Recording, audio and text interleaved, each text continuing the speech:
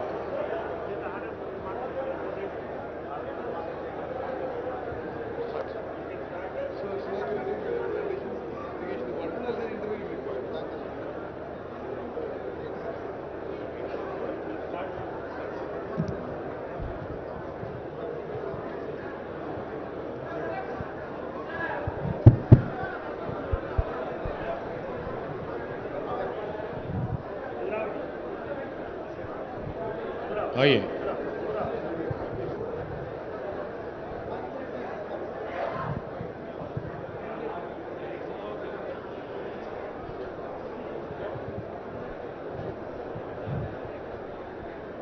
ఈరోజు గౌరవ ముఖ్యమంత్రి గారు రేవంత్ రెడ్డి గారు, గౌరవనీయులు సహచర మంత్రివర్గ పెద్దలు, భారీ నీటిపారుదల శాఖ మంత్రివర్యులు ఉత్తమ్ కుమార్ రెడ్డి గారు, అదేవిధంగా సిపిఐ ఫ్లోర్ లీడర్ పెద్దలు సాంశ్రీరావు గారు, ఎంఐఎంకు సంబంధించిన గౌరవ శాసనసభ్యులు, శాసన మండలి సభ్యులు, అదేవిధంగా పెద్దలు మంత్రివర్యులు తుమ్మల నాగేశ్వరరావు గారు, పెద్దలు కృష్ణారావు గారు, పెద్దలు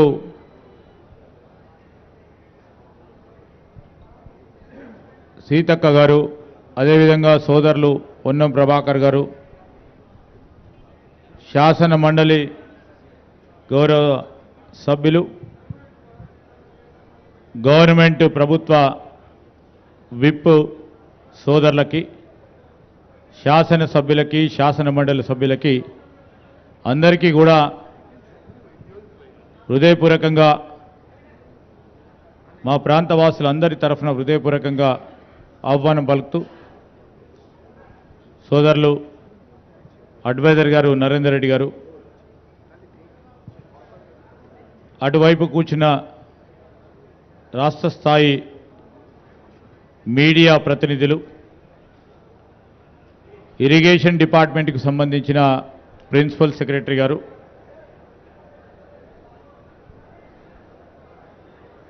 ఇరిగేషన్కి సంబంధించిన మా ఇన్ఛార్జ్ చీఫ్ ఇంజనీర్ గారు, ఇతర డిపార్ట్మెంట్లకు సంబంధించిన అధికారులకి,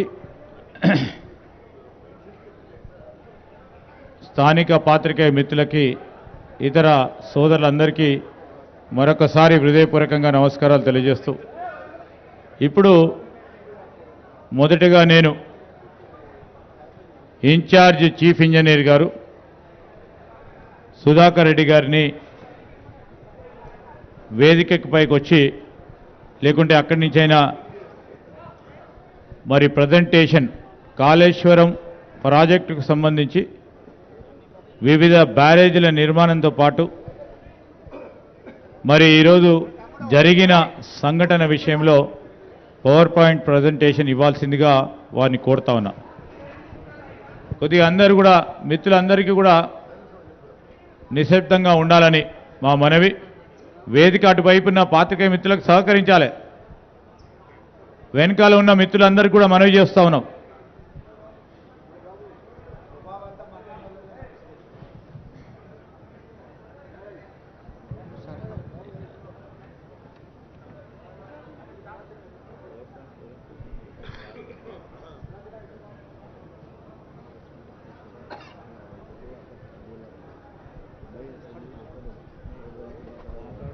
వేదికను అలంకరించిన గౌరవ ముఖ్యమంత్రి గారు, అలాగే అందరి మంత్రివర్యులు, ఎమ్మెల్యేలు, ఎంపీలు, అలాగే గౌరవ ఆఫీసర్లు, ప్రజాప్రతినిధులు అందరికీ కూడా నమస్కారం సార్.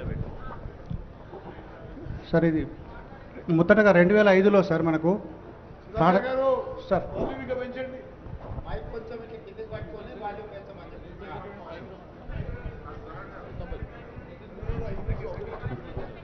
సార్ మనకు 2005లో అప్పుడే ప్రభుత్వం మనకు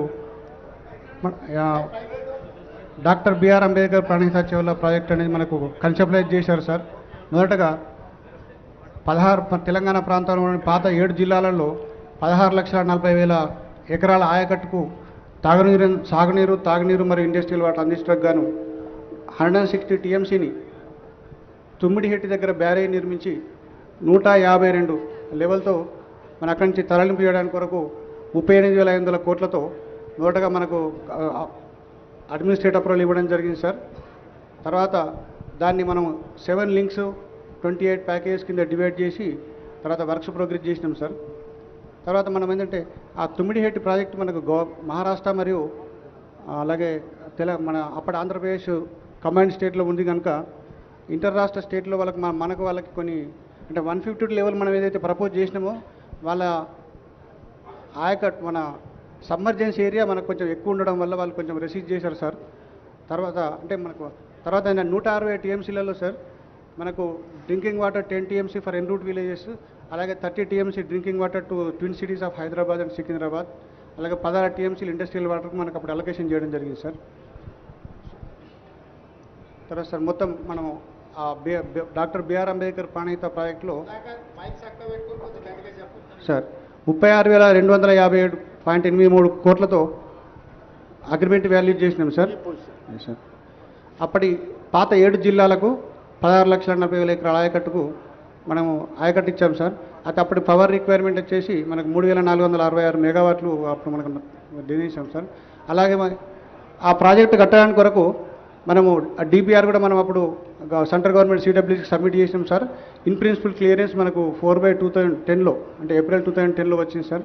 అలాగే కొన్ని సిడబ్ల్యూసీ డైరెక్టర్స్ రేట్లో సెంట్రల్ సాయిల్ రీసెర్చ్ మెటీరియల్ కానీ కన్స్ట్రక్షన్ మెషినరీ కన్సల్టెన్సీ అలాగే కొన్ని వాటి డైరెక్టరేట్ నుంచి కూడా మనకు అనుమతి లభించింది సార్. అయితే మనకు వీటికి పబ్లిక్ హియరింగ్ చేయడం జరిగింది సార్ మనకు అప్పుడు అది సిడబ్ల్యూసీలో మనం భాగం క్లియరెన్స్కి. అయితే మనము అప్పటి ఆంధ్రప్రదేశ్ స్టేట్లో మనం పబ్లిక్ హియరింగ్ కండక్ట్ చేసినాం కానీ మహారాష్ట్రలో వాళ్ళ రెసిస్టెన్స్ వల్ల మనం కండక్ట్ చేయలేకపోయినాం సార్ అప్పుడు అది. సో అది అలాగే ఉండిపోయింది సార్. తర్వాత మనము సార్ ఇది 152 లెవెల్లో మనం అప్పుడు తుమ్మిడిహెట్టి బ్యారేజ్ కట్టినట్టయితే 5.09 టీఎంసీ మనకు స్టోరేజ్ ఉంటుంది సార్. కాకపోతే మనకు అప్పుడు 3,786 ఎకరాల మొత్తం ఎకరాల భూమి మనకు 152 లెవెల్లో సబ్మర్జెన్స్ వస్తుంది సార్. అంటే 85% మహారాష్ట్ర ఏరియా ఉంది, 15% మన ఆంధ్రప్రదేశ్ ఏరియా ఉంది సార్.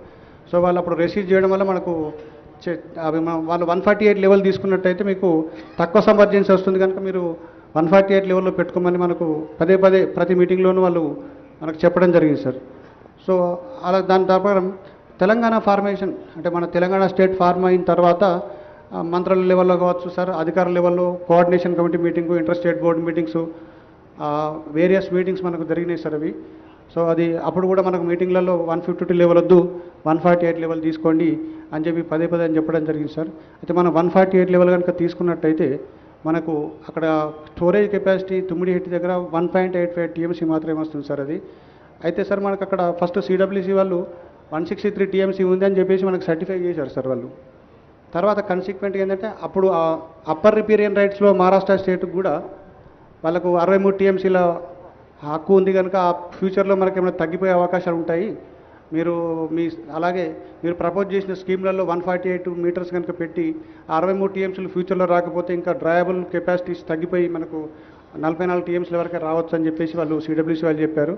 అలాగే అది కాకుండా సార్ మనకు స్టోరేజ్ రిజర్వాయర్స్ ఏవైతే online reservoirs throughout the scheme propose చేశామో అది మనకు 16.21 టీఎంసీ ఉండే సార్.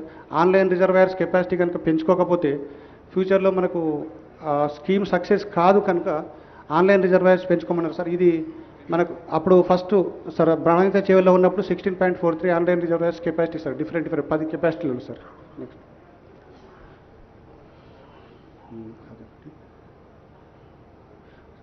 సార్ ఇది ఇంక్రీజ్ సార్ మనము తర్వాత అది 148 లెవెల్ వచ్చిన తర్వాత సార్ వాళ్ళు ఒప్పుకోకపోతే మనము ఆల్టర్నేట్ సోర్సెస్ చూడాలని చెప్పేసి అప్పటి గవర్నమెంట్ ప్రభుత్వం ఆర్డర్ చేసింది సార్. అలాగే దాని ప్రకారం మనము వ్యాప్కోస్కు దీన్ని డిపిఆర్ తయారు చేసి ఇన్వెస్టిగేట్ చేయమని ఆదేశాలు ఇవ్వడం జరిగింది సార్. దాని ప్రకారం వాళ్ళు ఇక్కడ లింక్ 1లో మనకంటే గోదావరి మీద 3 బ్యారేజ్లు, మన కాళేశ్వరం ప్రాజెక్టు అంటే మేడిగడ్డ, అన్నారం, సుందిలో దగ్గర 3 బ్యారేజ్లు 3 పంపౌలు కట్టేసి కట్టమన్నారు సార్. అయితే మొత్తం ఆన్లైన్ కెపాసిటీస్ రీఇంజనీరింగ్ తర్వాత 140 టీఎంసీకి పెరిగింది సార్ ఇది. Sir reasons for re-engineering sir మనం అప్పుడు అంటే ఫస్ట్ లింక్ 1 ఒకటి అంటే తుమ్మిడిహెట్టి నుంచి ఎస్వైపికి ఉన్న లింక్ 1 రీఇంజనీరింగ్ తర్వాత మనము మేడిగడ్డ నుంచి మనం అదే ఎల్లంపల్లికి మనం మార్చుకోవడం జరిగింది సార్. 3 బ్యారేజ్లు కట్టేసి ఇక్కడ అవైలబిలిటీ ఆఫ్ వాటర్ సిడబ్ల్యూసీ వాళ్ళు మనకు 286 టీఎంసీ ఉందని సర్టిఫై చేశారు సార్. సో దానివల్ల మనం ఇక్కడ అప్పుడున్న వ్యాప్కోస్ సంస్థ మనకి ఇక్కడ బ్యారేజ్లు కట్టమని డిపిఆర్ ఇవ్వడం జరిగింది sir. Sir, on 8th March 2016, sir, three-tier interstate board constitute చేశారంటే coordination committee ISB sir ISB form చేశారు సార్, అంటే డిస్కస్ చేసుకోవడానికి కొరకు. తర్వాత 19th March 2000లో కోఆర్డినేషన్ కమిటీ మీటింగ్ అయింది సార్. అది అప్పుడు కూడా వాళ్ళు మహారాష్ట్ర అఫీషియల్స్ 148గా మాత్రమే పెట్టుకోమని పదే పదే కోరడం జరిగింది సార్. దాని ప్రకారం రీఇంజనీరింగ్ చేసుకొని ఇక్కడికి చేసుకున్నాం సార్. అది సార్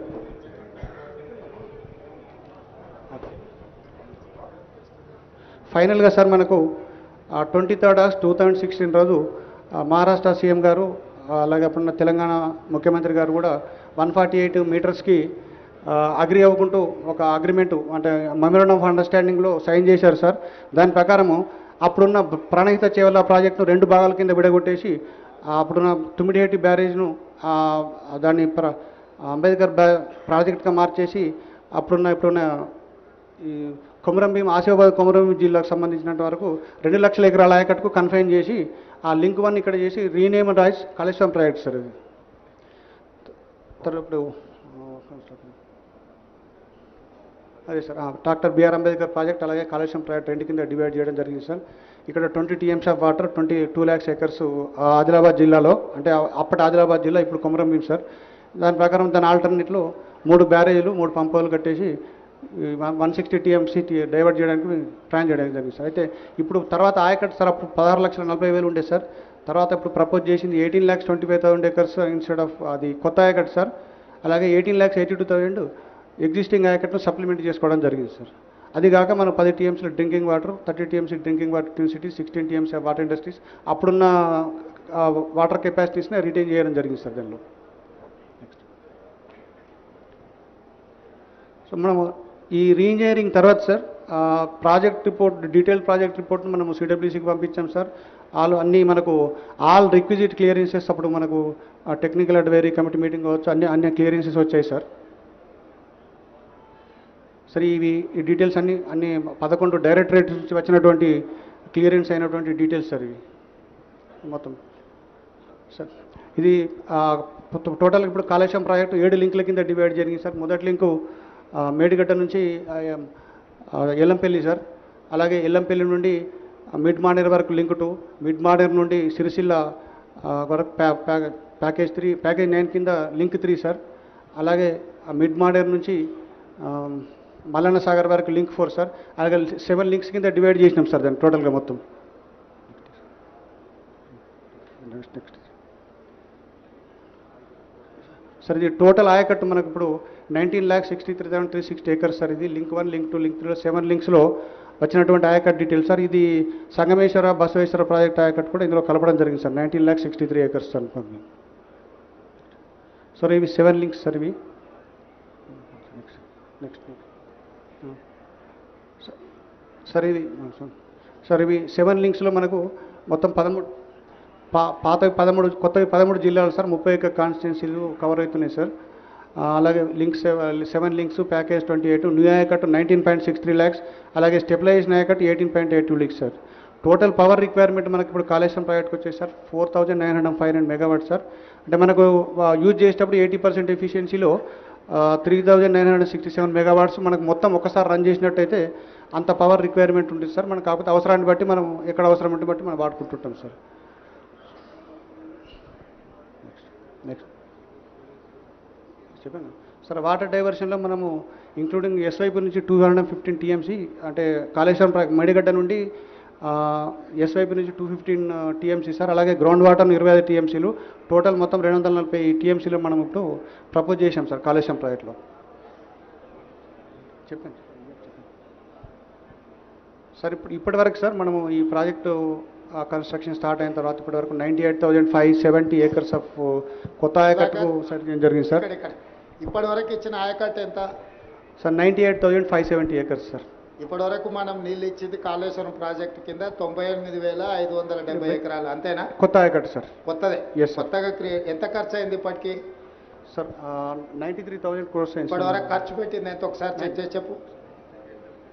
93,872 crores సార్. ఇంకా ఎంత పేమెంట్స్ పెండింగ్ ఉన్నాయి?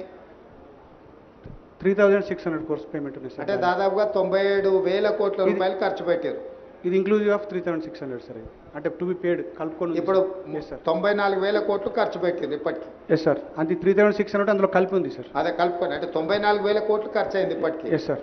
94,000 కోట్ల రూపాయలు కాళేశ్వరం ప్రాజెక్టు మీద ఖర్చు పెట్టి ఇప్పటి వరకు ఇచ్చిన ఆయకట్టు 98,570 ఎకరాలు సార్.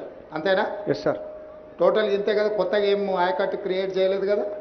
ఇవ్వలేదు, ఆయకట్టుకు నీళ్ళు ఇవ్వలేదు సార్, ఇంతవరకు ఇచ్చాం సార్. మీడియా మిత్రులు ఇది ఒకటి నోట్ చేసుకోండి. స్పష్టంగా మీరు గందరగోళం చంద్రశేఖరరావు గారు 1 కోటి ఎకరాలకు నీళ్ళు ఇచ్చినా అని ఏదైతే చెప్పు వచ్చిండో ఇంతకాలం పచ్చి అబద్ధం. ఈ పవర్ పాయింట్ ప్రజెంటేషను గత ప్రభుత్వం పాజిటివ్గా చెప్పుకోవడానికి తయారు చేసిన పవర్ పాయింట్ ప్రజెంటేషన్. దాంట్లో మేము ఎలాంటి మార్పు చేయలే. చంద్రశేఖరరావు గారు ఏ విధంగా అయితే భ్రమలు కల్పించి తప్పుడు సమాచారాన్ని అంటే అవాస్తవాలను మనకందరికీ చొప్పించడానికి ప్రయత్నం చేసిండో టోటల్గా ఇప్పటి వరకు ఈ ప్రాజెక్టులో 19 లక్షల చిల్లర ఎకరాలకే ఆయకట్టుకు ఒకవేళ 100% ఇది పూర్తి అయితే వచ్చేది కొత్త ఆయకట్టు 19 లక్షల ఎకరాల చిల్లర. అంతేనా? అంతే సార్. ఎంత అది ఎగ్జాక్ట్గా నెంబరు? 19 లక్షల 19,63,000 సార్. 19,63,000. అంటే ఇప్పటి వరకు చెప్తాను, ఇప్పటి వరకు కేసీఆర్ గారు కాళేశ్వరం కట్టి 1 కోటి ఎకరాలకు నీళ్ళు ఇస్తున్నా అని చెప్పింది అబద్ధం. ఈ ప్రాజెక్టులో మొత్తం ప్రతిపాదించిందే 19,63,000 ఎకరాల గురించి.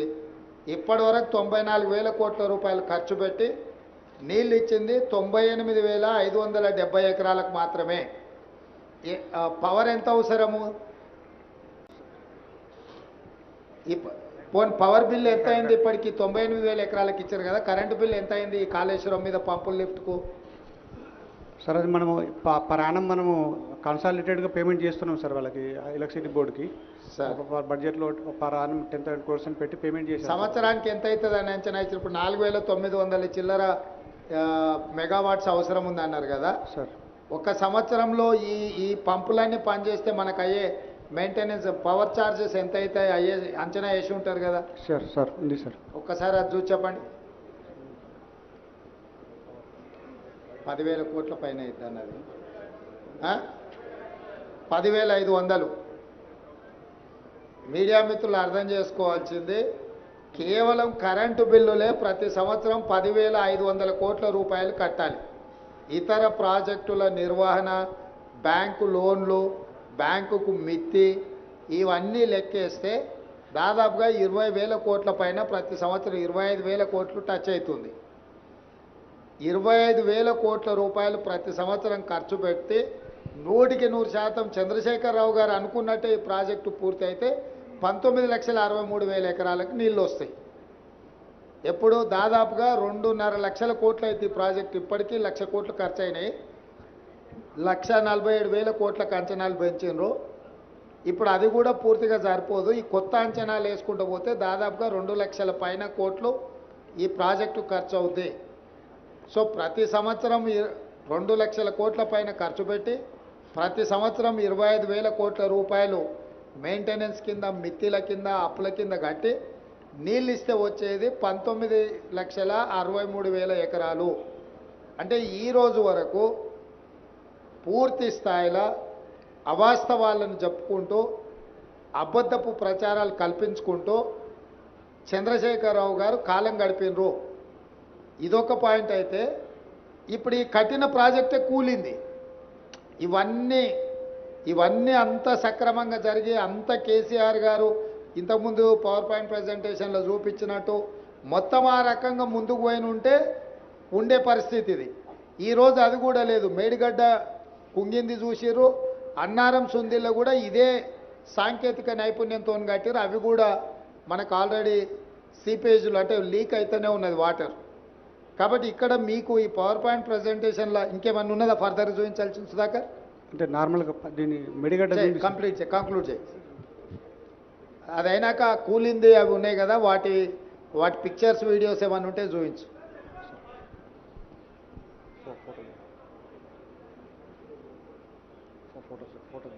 లోన్ల గురించి కూడా ఒకసారి ఆ లోన్లు ఎంత తీసుకురేంది అనేది కూడా ఒకసారి ఫైనాన్షియల్ డీటెయిల్స్ ఒక్కసారి చూపించు. సార్ ఇవి సార్ మొత్తం మనకు 2 టీఎంసీ 3 టీఎంసీ రెండు కింద డివైడ్ చేశాం సార్. ఆ మొత్తం ప్రాజెక్ట్ కాస్ట్ వచ్చేసి 2 టీఎంసీకి 94,413 crores సార్ ఇది. దానికి మనము ఆ కేఐపిఎస్ఎల్ నుంచి 44,614 crores లోన్ తీసుకున్నాం సార్. ఆ గవర్నమెంట్ షేర్ వచ్చేసి 28,806 crores సార్. మొత్తము టోటల్ ఎక్స్పెండిచర్ 2 టీఎంసీకి 73,500 crores సార్. అలాగే 3 టీఎంసీ 33,459 crores ప్రాజెక్ట్ కాస్ట్ అయితే లోన్స్ వచ్చేసి మనకు 17,051 కోట్లు తీసుకున్నాం సార్. అలాగే గవర్నమెంట్ షేర్ 3,321 కోట్లు. Total expenditure 20,372 sir. అంటే total 2 TMC 3 TMC Kaleshwaram private మొత్తం కలిపి 1,27,000 కోట్ల 772 కోట్ల ప్రాజెక్ట్ కాస్ట్ అయితే సార్. 61,665 కోట్ల లోను, అలాగే గవర్నమెంట్ 32,207 కోట్లు sir. Total expenditure 93,872 crores sir ఇది ఇప్పటి వరకు. Yes sir. Okay, next.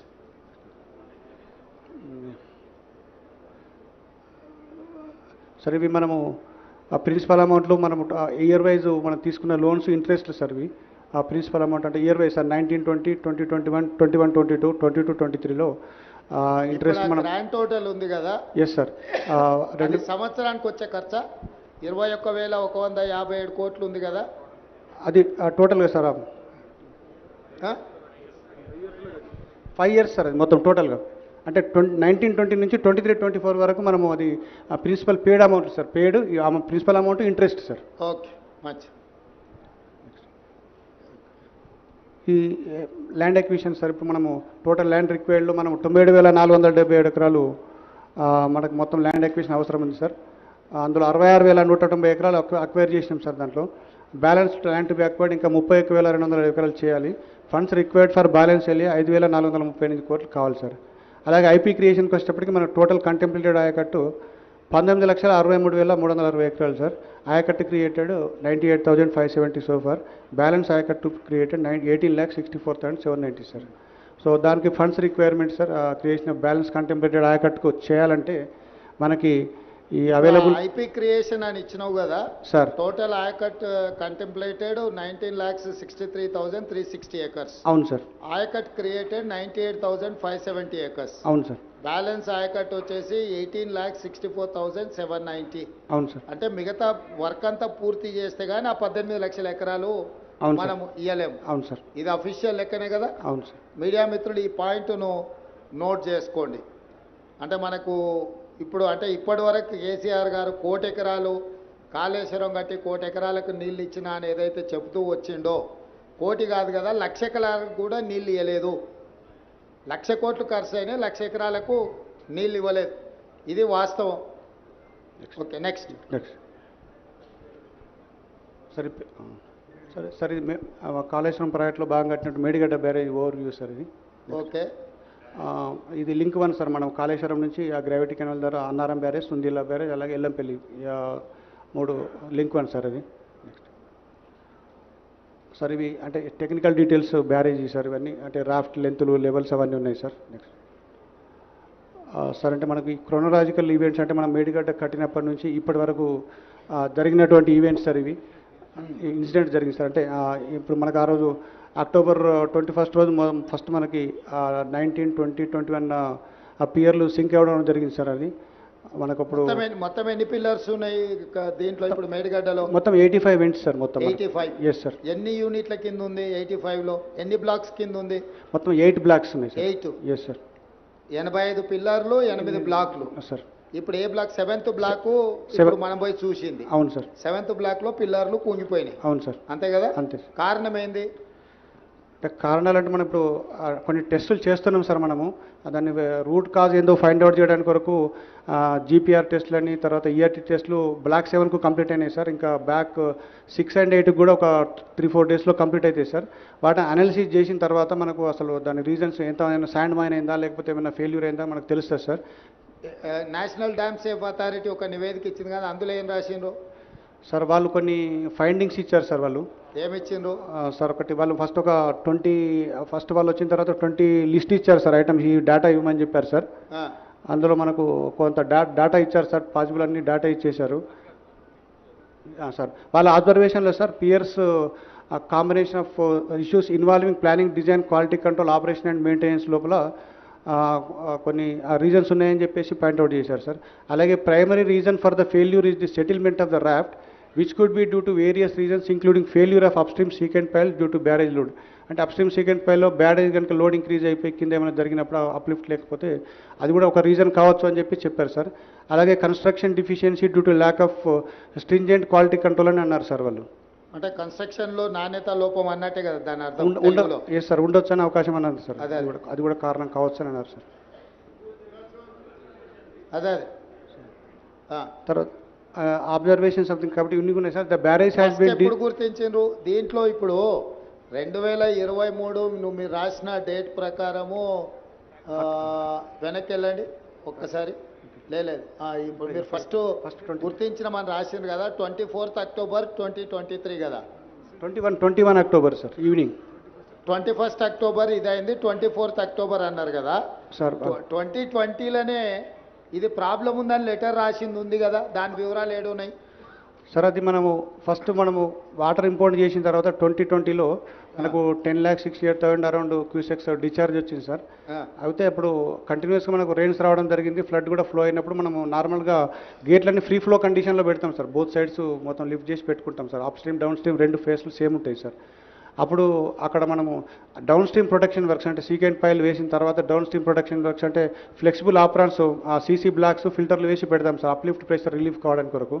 So అవి ఆ బ్లాక్స్ 2020లో ఏదో సమస్య ఉందని ఎల్ఎన్టీకి లేక రాసింది కదా. అదే సార్, ఈ బ్లాక్స్ మనకు వాష్అవుట్ అయినాయి సార్ ఆ విరాసితోని. అవి రెక్టిఫై చేయమని చెప్పి అప్పుడున్న అధికారులు రాయడం జరిగింది సార్. Okay, next. అంటే ఈ సమస్య 2020లోనే గుర్తించి లేఖ రాసి అధికారులు ఎల్ఎన్టీకి చెప్పడం జరిగింది. ఎస్ సార్, దీంట్లో సమస్య ఉన్నదని. అవును సార్. దాన్ని రెక్టిఫై చేసుకోకుండా అట్లే ముందుకెళ్ళి 2023కి వచ్చే వరకల్లా కుంగిపోయే పరిస్థితి వచ్చింది, అంతే కదా. నెక్స్ట్ అంటే సార్ ఇంకా ఫర్దర్ అబ్జర్వేషన్స్లో the barrage has been designed as a floating structure but constructed as a grid structure taking downstream cut off up to impervious strata alternate and uplift pressure due to blocking surface. అంటే వాళ్ళు impervious స్టాటా దాకా తీసుకుపోయినారేమో అని వాళ్ళకు ఒక అనుమానం sir. అంటే data వాళ్ళు first ఇనిషియల్గా ఇచ్చిన రిపోర్ట్లో. తర్వాత dam owners have not maintain the cement concrete blocks అది లాంచింగ్ అప్రాన్స్. అంటే మనం ఇంతకుముందు డిస్కస్ చేసింది సార్, మీరు అడిగారు కదా సార్. అది ఆ బ్లాక్స్ మనకు డిస్ప్లేస్ అయిపోయి కొన్ని వాష్ అవుట్ అనే దాంట్లో కూడా వాళ్ళు సరిగా మెయింటైన్ చేయలేదు తర్వాత కన్సిక్వెంట్గా అని చెప్పేసి అడిగారు సార్. తర్వాత non complaints of Dam Safety Act 2021 in pre and post monsoon inspection to check for unusual behaviour. Okay, next. తర్వాత అప్పుడు ఉన్న స్పెషల్ చీఫ్ సెక్రటరీ గారు అవి మీరు కొంచెం మాకు టైం ఇవ్వాలి, డేటా ఇస్తామని చెప్పి అన్నారు సార్. తర్వాత అవన్నీ మీరు ఏదైతే అబ్జర్వేషన్ చేశారో మీరు ఫుల్గా టెస్ట్ చేసి అసర్టైన్ చేసుకున్న తర్వాత కామెంట్ చేస్తే బాగుంటుంది సార్. మీరు వీల్ ఆల్సో టేక్ దట్ అని చెప్పి మనకు ఒక లెటర్ రాశారు సార్ అప్పుడు. తర్వాత ఈ తర్వాత మనము ఇన్వెస్టిగేషన్ కూడా ఎల్ఎన్టీ వాళ్ళు కూడా ఇన్వెస్టిగేషన్ స్టార్ట్ చేశారు సార్. అది చెప్పినటువంటి జిఆర్పి, ఈఆర్పి టెస్టులు, తర్వాత జీపీఆర్ టెస్టులు కూడా కండక్ట్ చేయడం జరిగింది సార్. ఒక 1 week 10 daysలో దాని యొక్క అనాలిసిస్ చేస్తే మనకు కొంచెం రీజన్స్ వచ్చే అవకాశాలు ఉంటాయి sir. Next NDSA way forwards అంటే the project designs and drawings need to be examined along with the results of geotechnical and geolimination. అంటే వీళ్ళు అంటే నెంబర్ ఆఫ్ పాయింట్స్ అని ఇచ్చారు sir. Considering the commonalities and likelihood of the piping failure of the blocks resulting in similar failure in very much possible. Therefore all piers and drafts of the barrage must be survey. అంటే మొత్తం టెస్టులు చేయండి, అది వచ్చిన తర్వాత మనము దాని తర్వాత వాటర్ కూడా స్టోర్ చేయొద్దు అంటిల్ ఫర్దర్ ఆర్డర్స్, దాన్ని రెక్టిఫికేషన్ చేసేంత వరకు ఏం చేయకండి అని చెప్పి వాళ్ళకు ఇన్స్ట్రక్షన్స్ ఇచ్చారు సార్. తర్వాత crack should be mentioned through standard method. Crack should be monitor through the standard method అన్నారు సార్. ఇప్పుడు మేడిగడ్డ, అన్నారము, సుందిల్ల ఈ 3 బ్యారేజీలు ఒకే రకమైన సాంకేతిక నైపుణ్యంతో కట్టినాయి కదా. Technology one and the same కదా.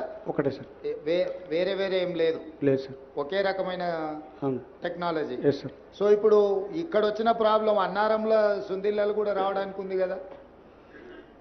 అంటే సార్ ఇప్పుడు అక్కడ కూడా చిన్న చిన్న అబ్జర్వేషన్ చేసేటప్పుడు గ్రౌడ్ చేశారు సార్. కొంతవరకు గ్రౌడ్ చేయడం వల్ల సేఫ్గా ఉండిపోయింది సార్. అది కొంత అంటే ఇప్పుడు నువ్వు సీపేజ్ వచ్చింది, దాన్ని ఏదో చేసి రిపేర్ చేసినావు. Yes sir. కానీ ఏమీ రాకుండా అయితే లేదు కదా. లేదు సార్. రేపు భవిష్యత్తులో ఇప్పుడు మనకు మేడిగడ్డలో నీళ్లు నింపలేదు, మొత్తం వదిలేసినాం కదా. Yes sir. అన్నారంలో నీళ్లు నింపినామా, నింపున్నాయా, తీసేసినామా? మొన్న తీసేసాను సార్, కొంత డెడ్ స్టోరేజ్ 5 TMC ఉండే సార్, అది కూడా మొన్న అంటే అప్ స్ట్రీమ్ టెస్ట్ చేయడానికి వరకు తీసేసినాం సార్. సుందిల్లాల సుందిల్లలో అని. సో ఇప్పుడు మంత్రి గారు చెప్తున్నారు మూడిట్లల్లా మీడియా మిత్రులకు అర్థం కావాల్సింది ఏంటంటే ఇప్పుడు ఎక్కడ నీళ్లు లేవు. నీళ్లు నింపితే ఇంకా ఏం ప్రాబ్లమ్స్ ఉన్నాయో బయటకు వస్తాయి. మన ఇంటి మీద నీళ్ళ ట్యాంక్ ఉంటే మనకు నీళ్లు గారుతుంటే నీళ్ళని తొలగిస్తే ట్యాంక్ అట్లా కనిపిస్తుంది. నీళ్లు నింపితే కానీ వాస్తవంగా ఇంకెంత ప్రాబ్లం ఉంది, రేపు భవిష్యత్తులో రాబోయే ప్రాబ్లం కూడా అర్థమైంది. ఇప్పుడు కూడా మీడియా మిత్రులకు మేడిగడ్డ, అన్నారం, సుందిల 3 ఒకే రకమైన సాంకేతిక నైపుణ్యంతో కట్టిండ్రు. ఇప్పుడు మనం మేడిగడ్డ దగ్గర ఉన్నాం, దీనిపైన అన్నారం, దానిపైన సుందిల. సో ఈ మూడిట్లలో కూడా ఒకే రకమైన సమస్యలు, దీంట్లో తీవ్రత ఎక్కువగా అనిపిస్తుంది. అందులో కూడా నీళ్లు కారడమో లేకపోతే సమస్యలు వచ్చినాయి. వీటన్నిటిని కప్పిపుచ్చడానికి ఇప్పుడు అన్ని నీళ్లు తీసిపెట్టేసారు, ఎలక్షన్ల ముందర ఇది ఇష్యూ అవుద్దని. ఇప్పుడు ఎండాకాలం కాబట్టి నీళ్ళు వచ్చేది తక్కువ ఉంది, నీళ్లు మనం కూడా నింపితే ప్రమాదం ఉంది కాబట్టి నింపలే. ఇప్పుడు దీంట్లో స్పష్టంగా అర్థం చేసుకొని ముందుకు వెళ్లాల్సిన అవసరం ఉంది. అందుకే మీడియా మిత్రులకు వీటన్నిటిని కూడా పవర్ పాయింట్ ప్రజెంటేషన్ ఇవ్వడం జరిగింది. ఇప్పుడు విజిలెన్స్ అండ్ ఎన్ఫోర్స్మెంట్ వాళ్ళను టేకప్ చేసి మీ అబ్జర్వేషన్స్ చెప్పాల్సిందిగా కోరుతున్నా.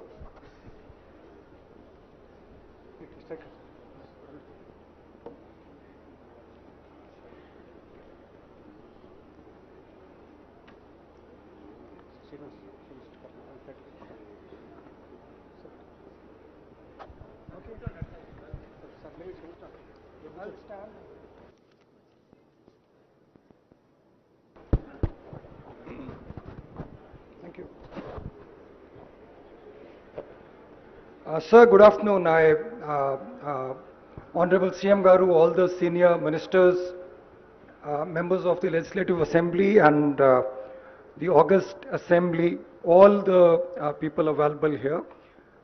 I'm Rajiv Ratan. I'm DG Vigilance Enforcement for the state, and I'm making a tiny little report on the Medigadda Barrage incident, what exactly happened and how we see things in our investigation. I'll be assisted by Mr. Sudarshan Reddy, who is executive engineer with me. I'll start the report, sir, if you permit. So this is a brief overview. It's a key component of the Kaleshwaram project aimed at enhancing the irrigation, drinking water supply and water needs across Telangana. And I have 2 photos, one showing the Medigadda Barrage and while the Medigadda Barrage is under construction. Now the dam incident happened on 21/10/23. There was settlement of some piers of the Medigadda Barrage and that was reported at 6:20 p.m.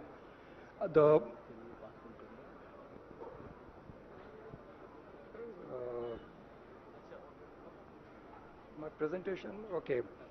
The motorable road on top of the barrage suddenly developed a pronounced dip, and at 6 p.m. the water level reported was 98 meters with a corresponding storage of 10.33 TMC. Inflows were 14.98 and outflows were 13.1 cusecs.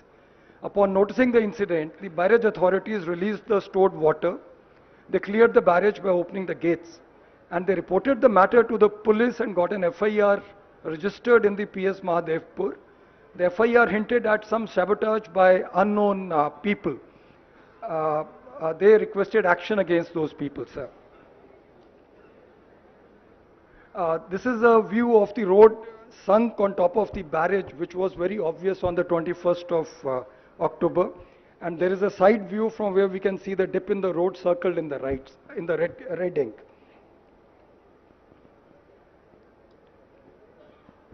This is a little video I have inserted showing the crack which we have seen today in the afternoon, sir. It will also in the end show the dip in the floor. The floor is leaning to the right side and it's all full of water, about 4 to 5 feet of slippage is there vertically.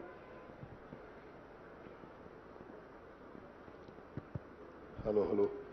Rajiv ji, all these photos and videos, please release to the press directly. Yes, sir, I'll do that, sir. Okay.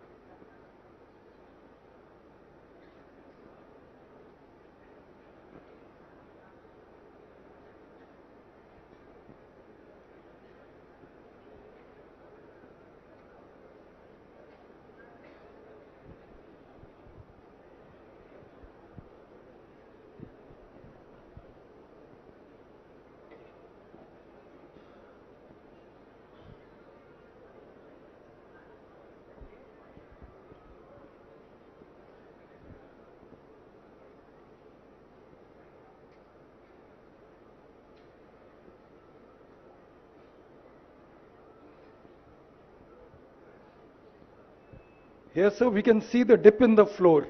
The entire water logging is on the right side. So it's about 4.5 feet dip there. And these are the cracks in the floor. They have been patched now, sir, but the cracks are still visible. They're there.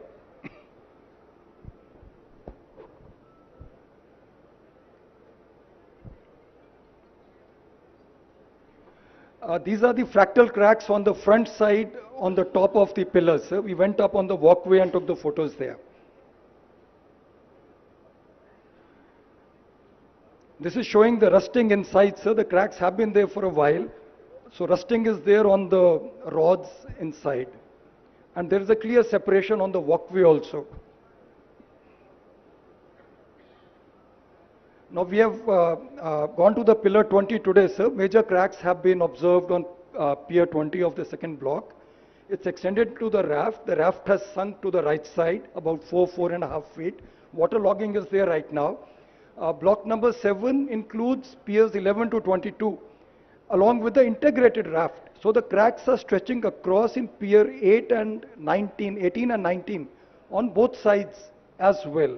So those cracks also, some of them are being shown here. So you can see the non-vertical kind of lines stretching through. These are hairline cracks, but they appear to be really developing into big ones now, sir. Now, sir, this is the same thing which the CE Garu has already said. So I'll not repeat this. I'll just jump to the next slide, sir. Now here, sir, we had the initial sanctions. Estimated cost was about 80,000 crores. And for Medigadda was 1853. And then there was a sanction of 25.91 crores for Medigadda on 1/3/16. Then L&T was the lowest bidder with the JV. And contract stipulated that the work has to be done by 26/8/2016. Medigadda Barrage had several revisions in the administrative approvals. I have a timeline chart in the end, sir, so I'll show whole thing there. Contract value has been rising from 1849 crores all the way to 4321 crores, which is about a 35% increase, sir. And the Kaleshwaram project's design capacity is 180 TMC per annum, that is 90-day working cycle, against the old project Pranita Chavela's of 160 TMC. But the actual water lifted in the last 5 years I've shown in the table, sir. So the total water lifted in 1920 is 34%. That is, we lifted 61% of 180 TMC capacity. After that, there has been a reduction. Next year it was 31 TMC, 33 TMC, and in 23-24 we have done 8.9. So if we take the average percentage, total lift has been done for 18.04% of the installed capacity of 180 TMC. So over the 5 years, we have not yet achieved the 180 TMC installed capacity here. It's only 162.36. Rajivji, 23-24 they have lifted only 8.9 TMC. That's right, sir. Out of 180. Yes, sir. So every year almost 180 TMC is the proposed thing. They have lifted 23-24 8.9 TMC. They have lifted 23-24, 22-23. Come on, come. మళ్ళొకసారి చూపించండి, అదే పెట్టండి screen మీద. 25 TMC, 21-22లో 33 TMC, 20-21లో 31 TMC, 19-20లో 61 TMC. These are the water yes, they have sir. lifted. Water they have lifted, sir. So media మిత్రులకు వాళ్ళు ప్రతి సంవత్సరం ఎంత నీళ్లు లిఫ్ట్ చేసిండ్రో అక్కడ ఉన్నది మూడో కాలంలో. ఫస్ట్ దాంట్లో ఇయరు, రెండో దాంట్లో ఈ కెపాసిటీ ఆఫ్ టీఎంసీ, మూడో కాలంలో ఏ సంవత్సరం ఎంత లిఫ్ట్ చేసిండ్రో అక్కడ ఉంది. సో 5 ఏళ్ళ కలిపి కూడా మొత్తం కలిపి 162 టీఎంసీ ఎత్తలే. ప్రతి సంవత్సరం 180 టీఎంసీ ఎత్తుతామని కట్టి 1,00,000 కోట్లు ఖర్చు పెట్టి ఇప్పటికీ ఈ పోయిన సంవత్సరం అయితే 8 టీఎంసీ. సో అంటే 4% యువతల పర్సంటేజ్ రాసిండ్రు. ఒక సంవత్సరం 4.9%, ఒక సంవత్సరం 14%, ఇంకో సంవత్సరం 18%, ఒక సంవత్సరం 17%, ఇంకొక సంవత్సరం 34%. సో ఏ సంవత్సరం కూడా ప్రతిపాదించిన దాంట్లో వాళ్ళ సక్సెస్ రేషియో ఏముందో దీన్ని బట్టి అర్థం చేసుకోండి. Next.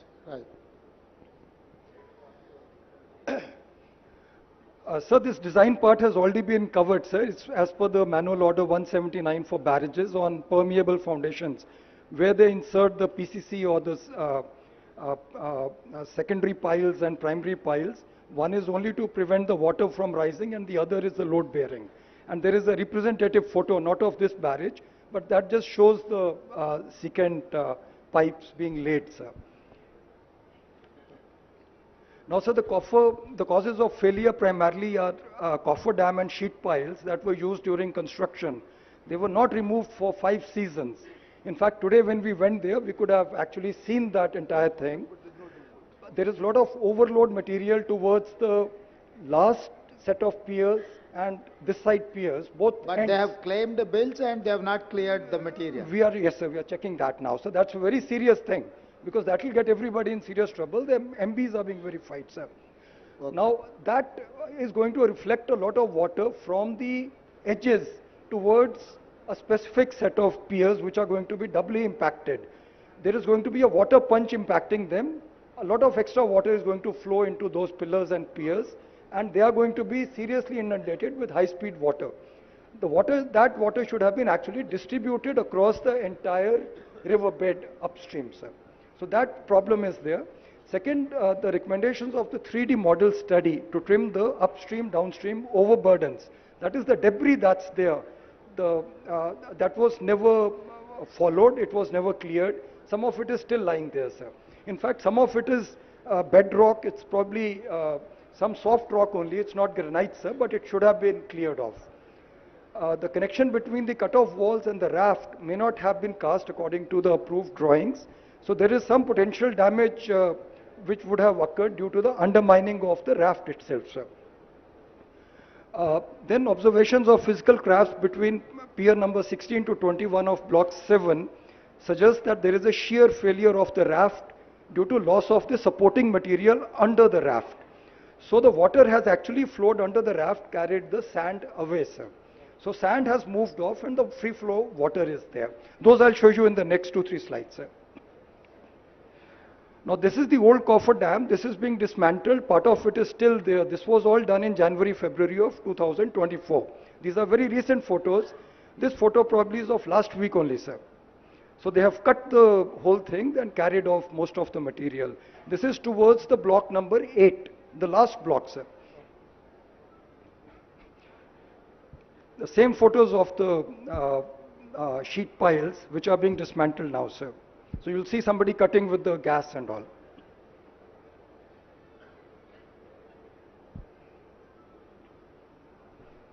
This video shows all those heads of the sheet piles and the old coffer dam that is still there now, so we saw it today.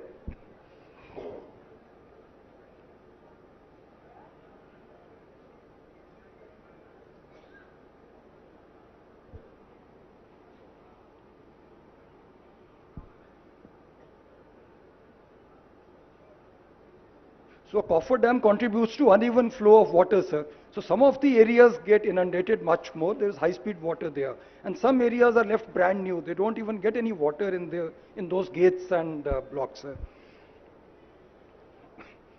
Now, sir, I'll come to the CC blocks. You can see when the barrage was being constructed on the top left photo, the CC blocks are being laid and the spillways are being constructed.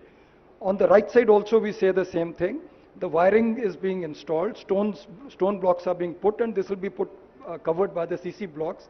They are basically energy dissipation devices. So when there is high speed water flow, it is very turbulent and it is like a cutting force that can actually cut through the sand, and also to protect the bedrock and the sand underneath. These blocks are the coverage or the coating on top. And these blocks keep getting damaged, washed away, they keep getting impacted by high speed water. Like even in a village well, sir, we have seen over many years, the stones start getting eroded. So something like that happens here on daily basis. When the gates are open, that much water will flow. So these blocks are put in place basically to protect the front side of the barrage. And once these blocks get damaged, every year they are supposed to be replaced. And repair and all that work needs to be done. New blocks are cast and they are inserted, sir. You can see on the bottom right side, there is a crane installing the blocks. The blocks have hooks in them. They are normally 1.5 meter by 1.5 meter by 90 centimeters. That's the normal size of the blocks installed. Now, sir, I'm comparing the three barrages. We see Anaram Barrage on top. It's a Google map. Right side from the Google map, we can see the blocks. They are visible, but there is damage to the blocks. It is not continuous. Grinda, we have taken photographs standing there. You can see the condition of the blocks on both sides. These blocks are one of the major reasons, their lack of maintenance, why the sand underneath got dug up. And once the sand gets dug up, we start getting pipes from the backside. There is water pressure. It comes like a fountain from underneath. It digs up the sand and there's a continuous water, and like a fountain it will rise. I'll show you the fountain also, sir. I'll move to the next barrage. This is the Sundila barrage, sir. You can see some CC blocks there. In fact, there are circles developing. Some maintenance has been there, but we need to actually maintain this. This is a desperate, this is the reason, one of the reasons of failures of our barrage here, sir. Lack of maintenance. Lack of maintenance, sir. This is the Medigadda Barrage from the Google Earth, sir. We don't see any blocks anywhere. Here, in fact, we found 10 meter by 10 meter by 90 centimeter blocks. The blocks are not of the standard size. So I think some special permissions have been given here to cast odd size blocks. So that is recorded, so we are verifying that, how it has occurred, and we'll be reporting the matter. Because all the three barrage blocks are not identical. Replacing 1.5 by 1.5 block is probably a different matter than replacing a 10 meter by 10 meter block, sir. And the 10 meter block will behave in a very different manner physically when it's hit by high speed water. Now in Medigadda, sir, we see this. We don't see any blocks whatsoever. We see these displaced 10 meter blocks. The kind of mosaic of blocks we saw in Anaram and Sundila is not visible here, sir. Now this is the front side of Medigadda, sir. So here we don't see any blocks, we just see some blocks strewn here. Some blocks are seen here, but rest of it is all filled with water. So when there is a high-speed water flow by lifting of the gate, the water goes straight into the spillway and there's no protection there, it's only sand. So it cuts through the sand like a jet and creates a hollow space. Once that hollow space gets created, then these are not floating barrages. Floating barrage essentially is if we have excavated X amount of weight, then that much weight is put. That is called a floating barrage. These are heavier than floating barrages. So barrage is exerting a downward force on the substrata. The substrata starts filling the space in front of it. So sand starts moving, it's wet sand. And there is pressure on the backside, there's a vacuum in front. So mele-melega, the whole thing starts moving upwards. So we can see there are no blocks, there's no protection, and huge dips have formed there, and people are catching fish there in that area, sir. Similarly, sir, we see a lot of stripping of the spillway and the flows. The rods on the left photo are visible. On the right side, we see a big heap of... What is that, Rajiv? So that is all the spillway coating that has got stripped off and separated from the floor, sir. Okay. On number 20 pillar, sir, we saw the floor sunk to the right side. So here it has been lifted and separated from the lower flooring. The top coat has got separated. Now, sir, since the barrage commissioning in 1920, the project authorities have not conducted inspections of all this, and they have not conducted maintenance of the CC blocks or the launching aprons. So aprons, spillways, everything has been kind of left to its fate. The dislodged CC blocks... Even left side you are getting some cracks, no? Yes, sir, that patch is... Some of the cracks are... Top layer is gone, sir. Okay. So you can see the saria below that, the torch steel is visible, sir. Okay. Now the torch steel is standing out, it has got separated, the layer has gone away. That's got washed off, sir. Now the dislodged CC blocks and the damage to the plinth slabs parametric joints were observed as early as November 2019. That is the first damage report we have, sir. This negligence has left the barrage at risk of piping and potential progressive failure. So piping is when the water starts flowing from under the barrage, sir. This is pillar 18, sir. You'll see piping here. This is the water bubbling through the sand. There is water stored on the backside. It's coming from under the barrage pillar and bubbling up. And you will see this about 10 meters, 20 meters downstream also. This is also there in Anaram barrage we have seen, sir. Media మిత్రులకి ఈ visual చూడండి. ఆ నీళ్ళు ఆ pillar దాని కింది నుంచి పైకి వస్తున్నాయి. అవతల సైడ్ ఉన్న నీళ్ళు Now you will see that big fountain, Pedda fountain there, sir. Then go back yes, sir. To the pillar, Rajiv. Yes, sir. ఈ పిల్లర్ దగ్గర చూడండి, ఆ నీళ్ళు కింది నుంచి ఉబ్బికి వస్తున్నాయి. అంటే అవతల సైడ్ ఉండాల్సిన నీళ్ళు యువతలకి ఆ కింద మొత్తం పోవడం వల్ల, అంటే కింద ఏం బునాది ఏం లేదు దాన్ని ఆపడానికి. ఆ కింది నుంచి నీళ్ళు వస్తున్నాయి చూడండి, దానికి కింది నుంచి లీక్ అయి పైకి వచ్చి ఇట్లా వెళ్ళిపోతున్నాయి. అంటే రేపు ఇప్పుడు కొంచెం వాటర్ ఉంటేనే అట్లుంది. మొత్తం నీళ్లు నింపినాం అనుకోండి, అసలు ఏ పిల్లరు ఉండదు. ఇప్పుడు అక్కడ ఉన్న దగ్గర చూపిస్తున్నాం కదా, టోటల్గా కింద బునాది అనేది గట్టిగా లేకపోవడం వల్ల నీళ్లు కింది నుంచి వస్తున్నాయి. ఇక్కడ కంట్రోల్ చేసి గేట్లు ఎత్తుతే వెళ్ళాల్సిన నీళ్లు భూమిలో నుంచి కింది నుంచి పైకి వచ్చి బయటికి పోతున్నాయి. Okay Rajeev, next.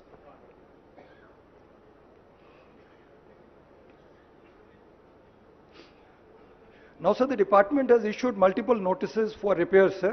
On 18/5/20, they have requested the L&T to come and... important కొంచెం నోట్ చేసుకోండి. అది 20లోనే 18/5/2020లోనే దీంట్లో ప్రాబ్లం ఉందని L&Tకి నోటీస్ ఇచ్చిండ్రు.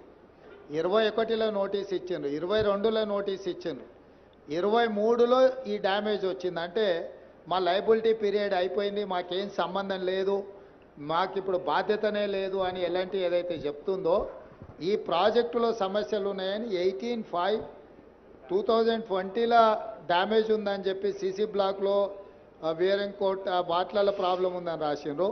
17/2/2021లో మళ్ళీ ప్రాబ్లం ఉంది, దీన్ని మెయింటైన్ చేయాలని చెప్పి వాళ్ళకి letter రాసిండ్రు.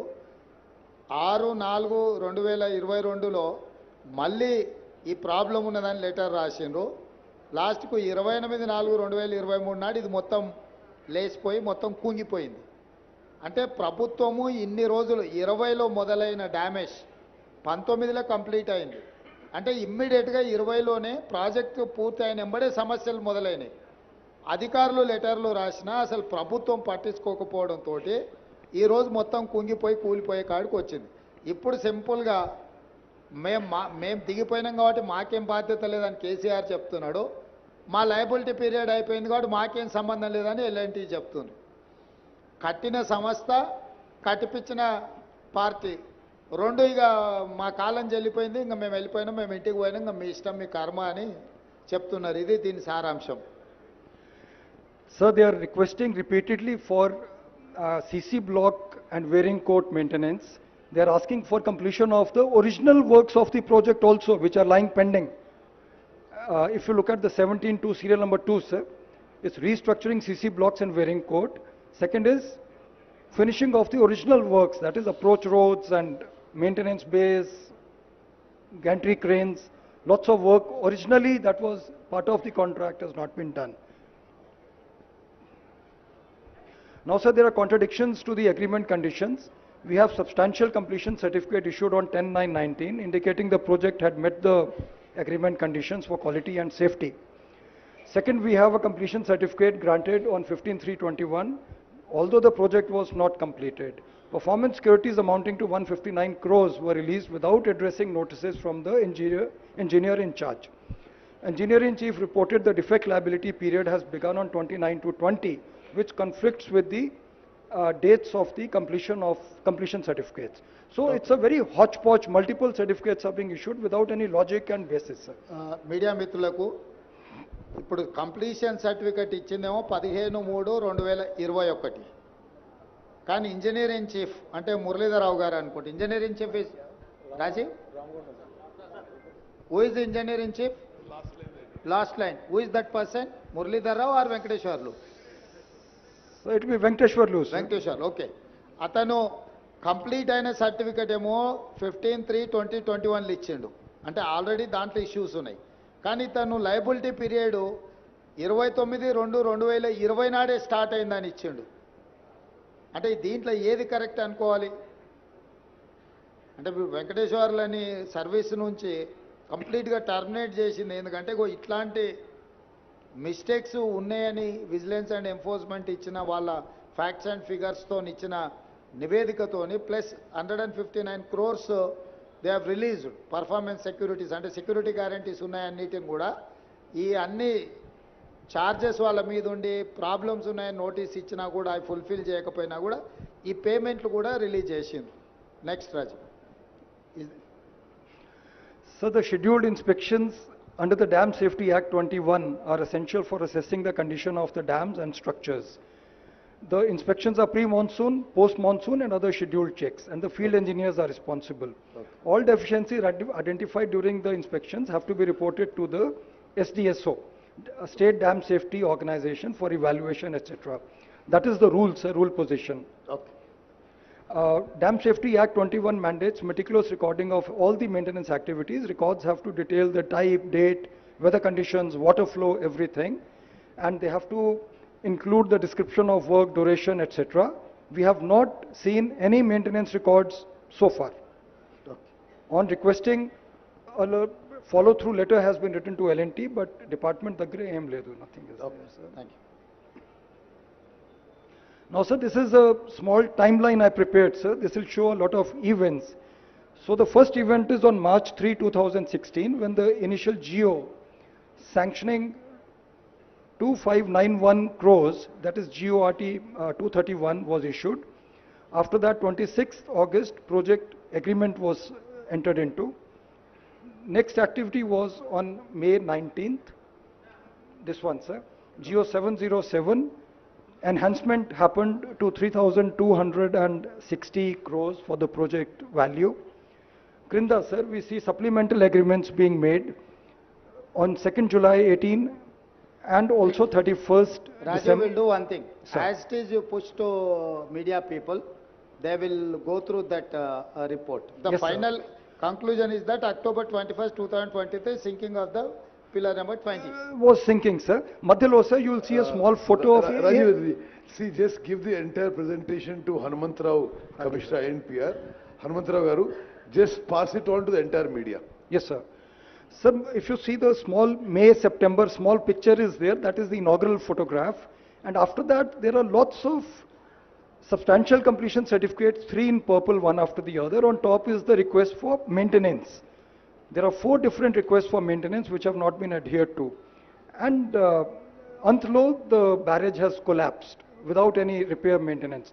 But Madhyalo, on 6th of September 21, we have GO 330 sanctioning 4,613 crores, cost escalation of the project. So on one side, we have given completion certificates. On second side, sir, we are issuing GOs enhancing the project cost and paying the money. Money is being released.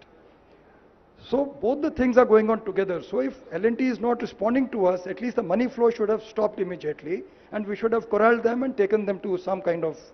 So I'll move to the last slide, sir. This is the inauguration of the barrage, sir. It's on 21/6/2019. 3 honorable CMs and 1 governor of Telangana are seen here. If you look at the background, this area, you will find that the aprons are not yet ready. It's a little premature inauguration, sir. So I thought I'll just bring it to your notice, sir. So we are here right now, sir, and then we have some findings and conclusions. First is the construction of Block 7 had deviated from the plan, and the raft and secant piles were not laid in specified sequential manner. So we are holding L&T and the department both responsible for this, sir. They should have handled this work. Operation and maintenance was not done since the inauguration, that is 21/6/19. Both are responsible, sir, the agency and the department. Mandatory post-monsoon sounding probing, which is mandated as per IS 7349, was not performed. Department is responsible, they have to get this done, sir. Construction remnants like the coffer dam and sheet piles have not been removed. L&T is to be held responsible because it's part of the contract, sir, clause number 14. contractual obligations under agreement handing over clause 50 of the agreement, remain unfulfilled till this day. Further, sir, the allegations suggest that the major blocks were taken up by some subcontractors. We are investigating that part, and we are verifying the money trail and accounts and everything, sir. Apart from that, sir, the bank guarantees have been released despite works being pending. So that is again the department's responsibility. We hope an expert committee is, will go into the entire causes of failure and suggest a rehab plan, sir. That's all I have, sir. Thank you, sir. Thank you, Rajiv ji.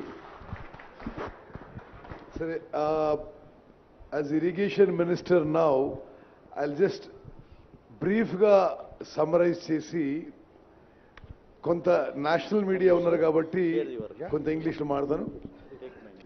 Okay, we thank the MIM members for coming for the visit and for the presentation. Thank you very much to all the MIM MLAs.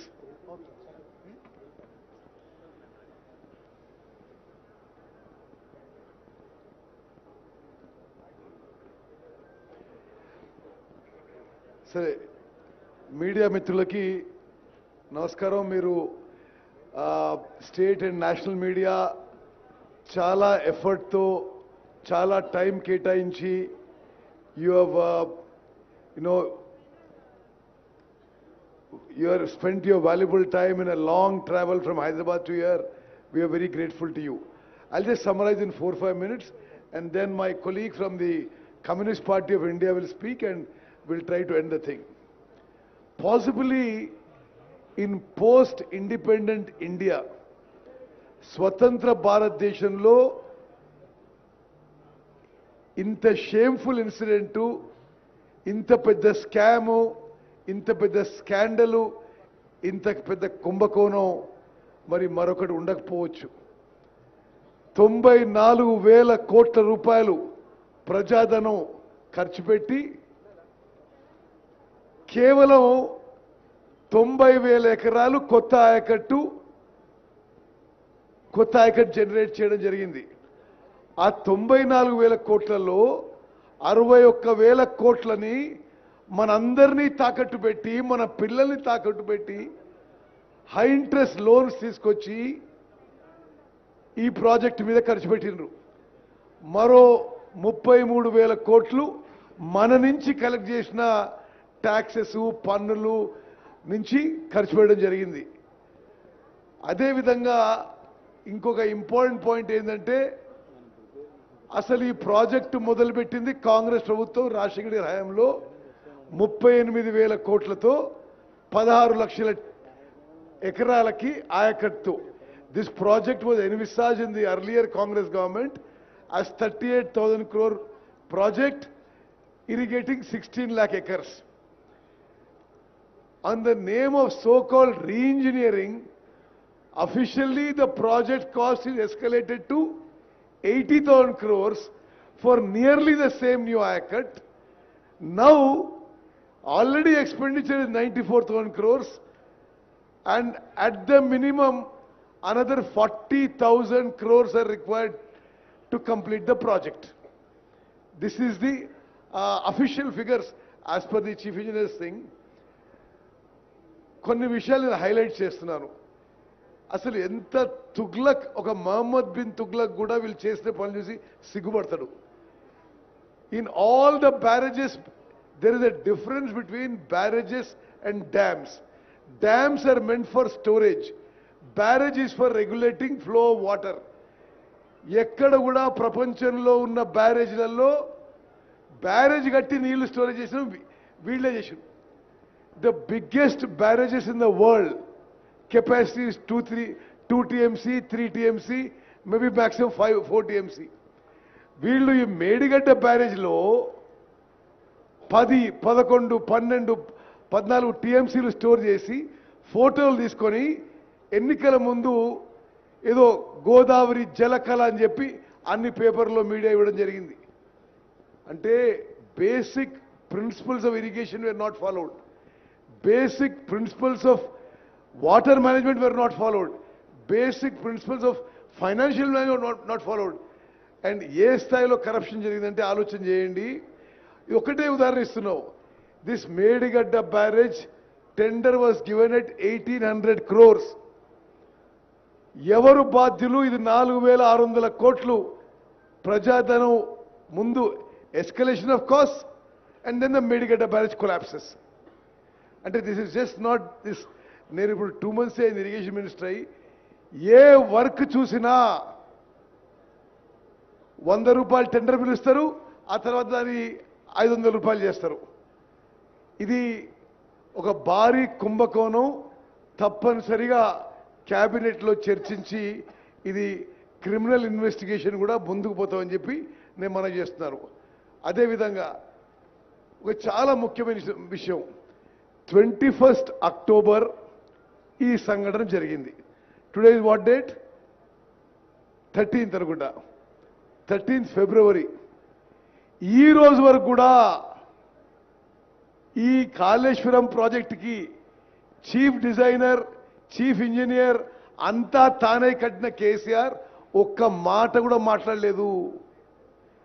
21st October when it collapsed, till we were sworn in the government on 7th for 40-45 days, ఆయనే ముఖ్యమంత్రి, నోరు తెరవలేదు.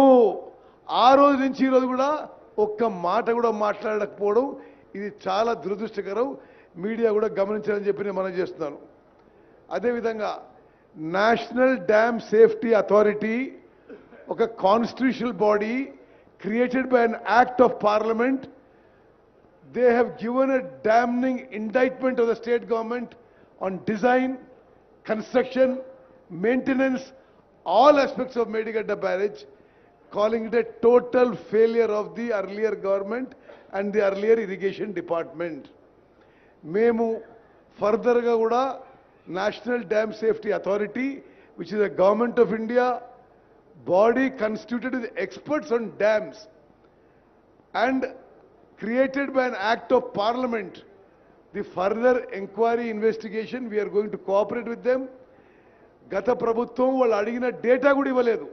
మేము పూర్తిగా cooperate చేసి ఆ dam safety ఎక్స్పర్ట్స్ని ఈ యొక్క collapse విషయంలో, ఈ యొక్క వే ఫార్వర్డ్ విషయంలో మేము వారి సలహా మేరకు ముందుకు పోతామని చెప్పి మనం చేస్తూ, అదేవిధంగా ఒక చిన్న విషయం చెప్తాను మీకు. వారు ఇప్పుడు సిఈ గారు, డీజీ విజిలెన్స్ గారు చెప్పిన విషయాల్లో there is no maintenance, no pre monsoon, no post monsoon, no dam safety checks done of these barrages which we have built.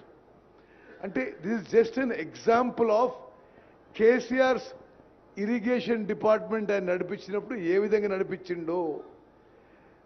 94,000 crores spent and not even that much of irrigation kotta ayakattu kuda create cheyaledu. This is the picture across irrigation sector in all the projects they did.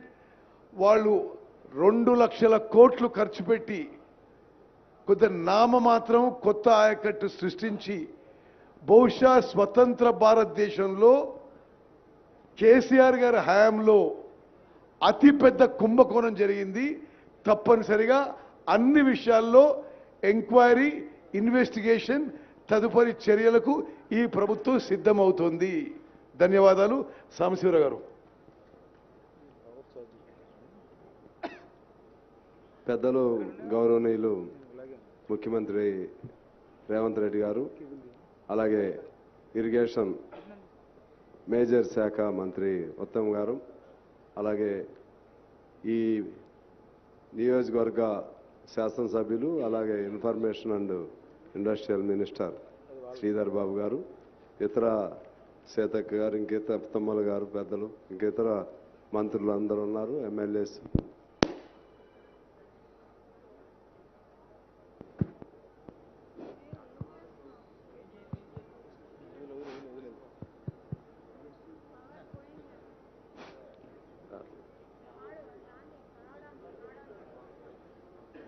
KCR అక్కడ చిన్న కేసీఆర్ అన్నాడు అంటున్నా. అలాగే హాజరైనటువంటి party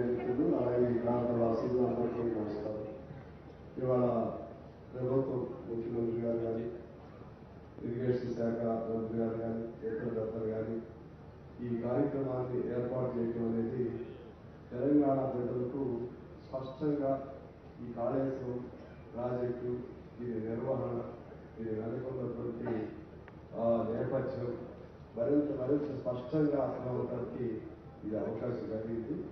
ఇటువంటి కార్యక్రమాన్ని చేపట్టినందుకు వైపు వారికి అభినందనలు తెలియజేస్తున్నాయి. మరోవైపు ఇటువంటి బాధాకరమైనటువంటి స్థితిలో ఈ ప్రాజెక్టును చూస్తున్నందుకు విచారం కూడా ఉంది. ఇది మేడిగడ్డ ప్రాజెక్టు పగులు కాదండి, తెలంగాణ ప్రజల గుండె పగులు, గుండె పైన పడినటువంటి కోటలు. ఎందువల్లంటే ఎంత 2016లో అగ్రిమెంట్ దాని విజువల్స్ ప్రకారం 2019లో కంప్లీషన్, 16లో అగ్రిమెంట్, 19లో కంప్లీషన్. అంటే 2021లో క్రాక్స్ మారాయి. వీళ్ళు బయటకు వచ్చేసి 20 ఇది పరిస్థితి. అంటే ప్రాజెక్టు 3 ఏళ్లలోనే కంప్లీట్ చేయడం, మరో 2 ఏళ్లలోనే పగిలిపోవటం. దీన్ని ఇంత అన్యాయంగా డిజైన్ చేసింది ఎవరు, దీన్ని నిర్మించింది ఎవరు, దీని క్వాలిటీ లేకుండా చేసింది ఎవరు? చాలా లేదని చెప్తున్నా. నేను దాని లోపలికి వెళ్ళను.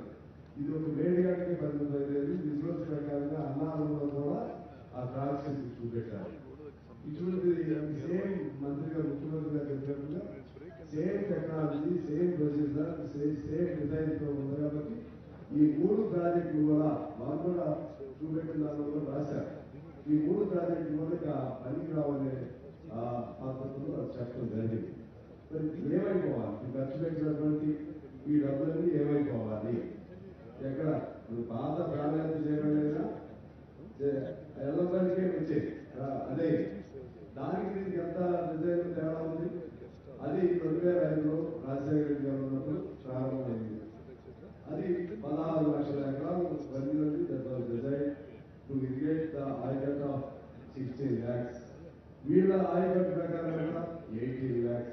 Only 2 lakhs acres extra. ఏడు గ్రేజరేటి ఇక్కడైతే నీళ్లు బాగా ఉంటాయి. ముందు ఏం ఉపయోగమైంది? నీళ్లు 2 లక్షలే కదా తేడా. దాన్ని ఏ పద్ధతి లేదు. ఇంకా అంతిమంగా ఏం చేశారు? ప్రాణాయత చేయడం వదిలేసి ఆదిలాబాద్ జిల్లా మొత్తాన్ని వదిలేసి ఇక్కడ నుంచి మొదలుపెట్టి అది తర్వాత చేపడతా ఉన్నారు. నాకు ఎందుకు గుర్తంటే మా మల్లేష్ గారు, బృందా మల్లేష్ గారు అప్పుడు ఉండేవాడు. ఆయన మా పార్టీ వాళ్ళు కూడా చాలా, మా శంకర్కి చాలా మంది ఉన్నారు, చాలా సార్లు ఆందోళన చేశారు. మేము అందరం కూడా వచ్చారు. అసలు మా జిల్లాకి లేకుండా, మా ప్రాణాయత చేయడం లేకుండా చాలా బాగా చేశారు. తర్వాత అది కూడా ట్రైకం చేస్తాం, ఇంకో 2 లక్షల ఎకరాలు వచ్చే విధంగా చెప్పి ఆ బృంద ప్రభుత్వం చెప్పడం జరిగింది. ఇక్కడ నేను ఒక పాయింట్ చెప్పి నేను సెలవు తీసుకుంటాను. ఇప్పుడు మన ఉత్తమ్ గారు చెప్పినట్టుగా అసలు ఇంత స్టోరేజ్ ఎక్కడ ఏ ప్రాజెక్టులో కూడా ఇంత స్టోరేజ్ ఉన్నాయి తక్కువ.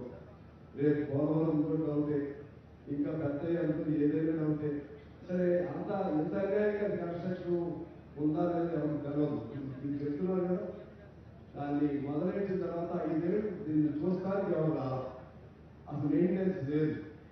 కాబట్టి అసలు కన్స్ట్రక్షనే వీక్ ఫౌండేషన్, డిజైనే లోపం ఉంది. ఇక్కడ మన కాటన్ కట్టించినటువంటి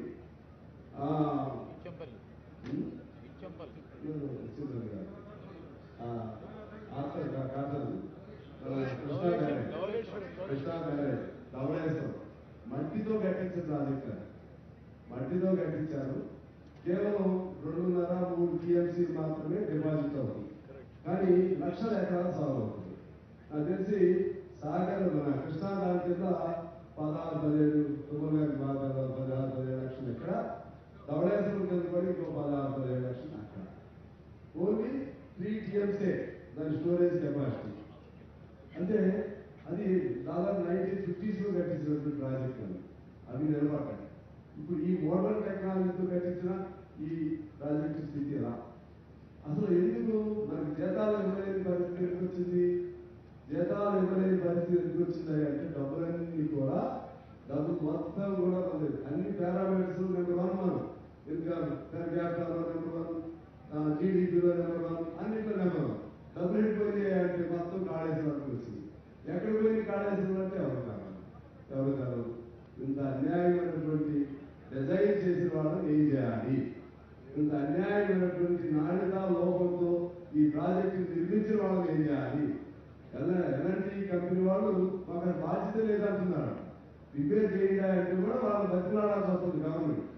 వాళ్ళని కానీ డిజైన్ చేసిన వాళ్ళందరూ కానీ జైల్లో పెట్టాల్సిన అవసరం ఉంది. ఆ డబ్బులకి వెనక్కి కట్టియాల్సినటువంటి అవసరం ఉందని ప్రజల సొమ్ము. ప్రజలు ఈ బాకీ ఇప్పుడు పేరుతో 2024 నుంచి ప్రిన్సిపల్ అమౌంట్ ఇక్కడ కట్టాలని చెప్పి ఇందులో చూసాం. 24 నుంచి మొదలైంది. మనం తీసుకున్నప్పుడు మనం రీపే చేయడం మొదలవుతుంది. ఏమైపోతుంది తెలంగాణ? ఏమవుతుంది?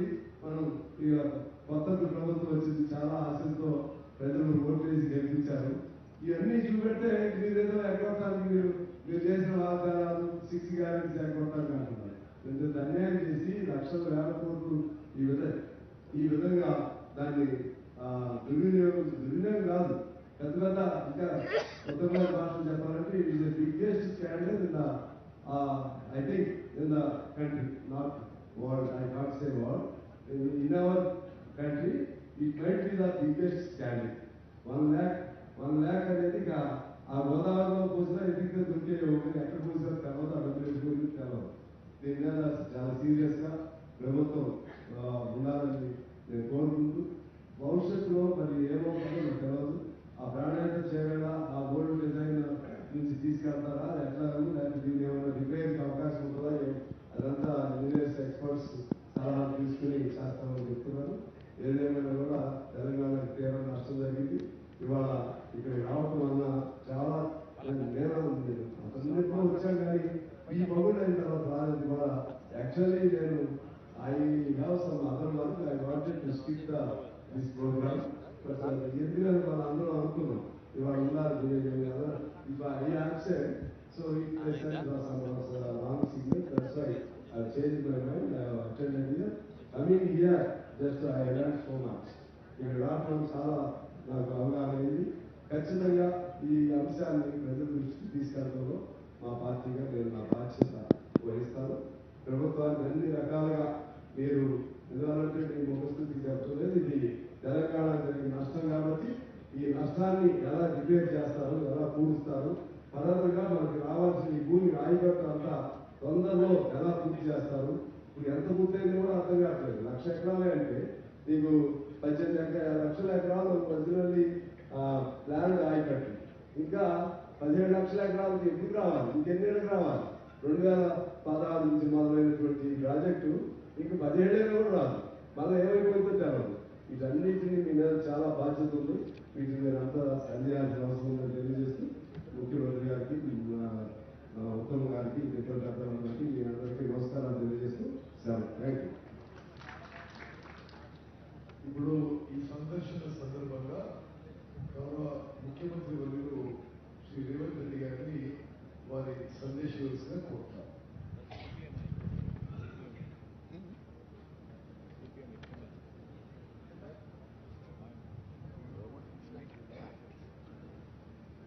మీడియా మిత్రులకు,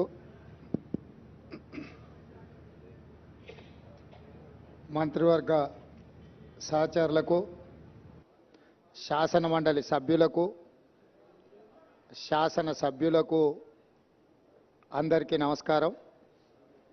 ఈ కార్యక్రమంలో పాల్గొన్న అధికారులకు, ఈ అవగాహన, ఈ పర్యటన గత కొంతకాలం నుంచి రాష్ట్రంలో జరుగుతున్న చర్చ, ఎన్నికల సందర్భంగా మీకు అందరికీ తెలుసు, మేడిగడ్డ బ్యారేజ్ కుంగినప్పుడు మేమందరం ఇక్కడికి రావాలనుకుంటే పోలీసు నిర్బంధాలతో రానివ్వలేదు. అయినా శ్రీ రాహుల్ గాంధీ గారు, నేను, మిత్రుడు శ్రీధర్ బాబు గారు ఎన్నో వ్యయ ప్రయాసాలు కోర్చి ఎన్నికల అధికారులను పట్టుబట్టి అనుమతి సాధించి మేడిగడ్డ బ్యారేజ్ సందర్శనకు ఆ రోజు మేము రావడం జరిగింది. అయితే ఆ రోజు ఎన్నికల ప్రణాళికలో భాగంగా పూర్తి స్థాయిలో ప్రాజెక్టు యొక్క కుంగుబాటు కానీ జరిగిన అవకతవకల మీద పూర్తిగా చూడడానికి సమయము సరిపోలేదు. అదేవిధంగా గత ప్రభుత్వము ఏమాత్రం ఇటువైపు ఎవరిని రానియకుండా వాళ్ళు చేసిన తప్పిదాలు, కుంగిపోయిన మేడిగడ్డ బ్యారేజ్ను ఎవరు చూడకుండా కప్పిపుచ్చి తమ తప్పిదాల నుంచి తప్పించుకోవాలనే ప్రయత్నం చేయడము.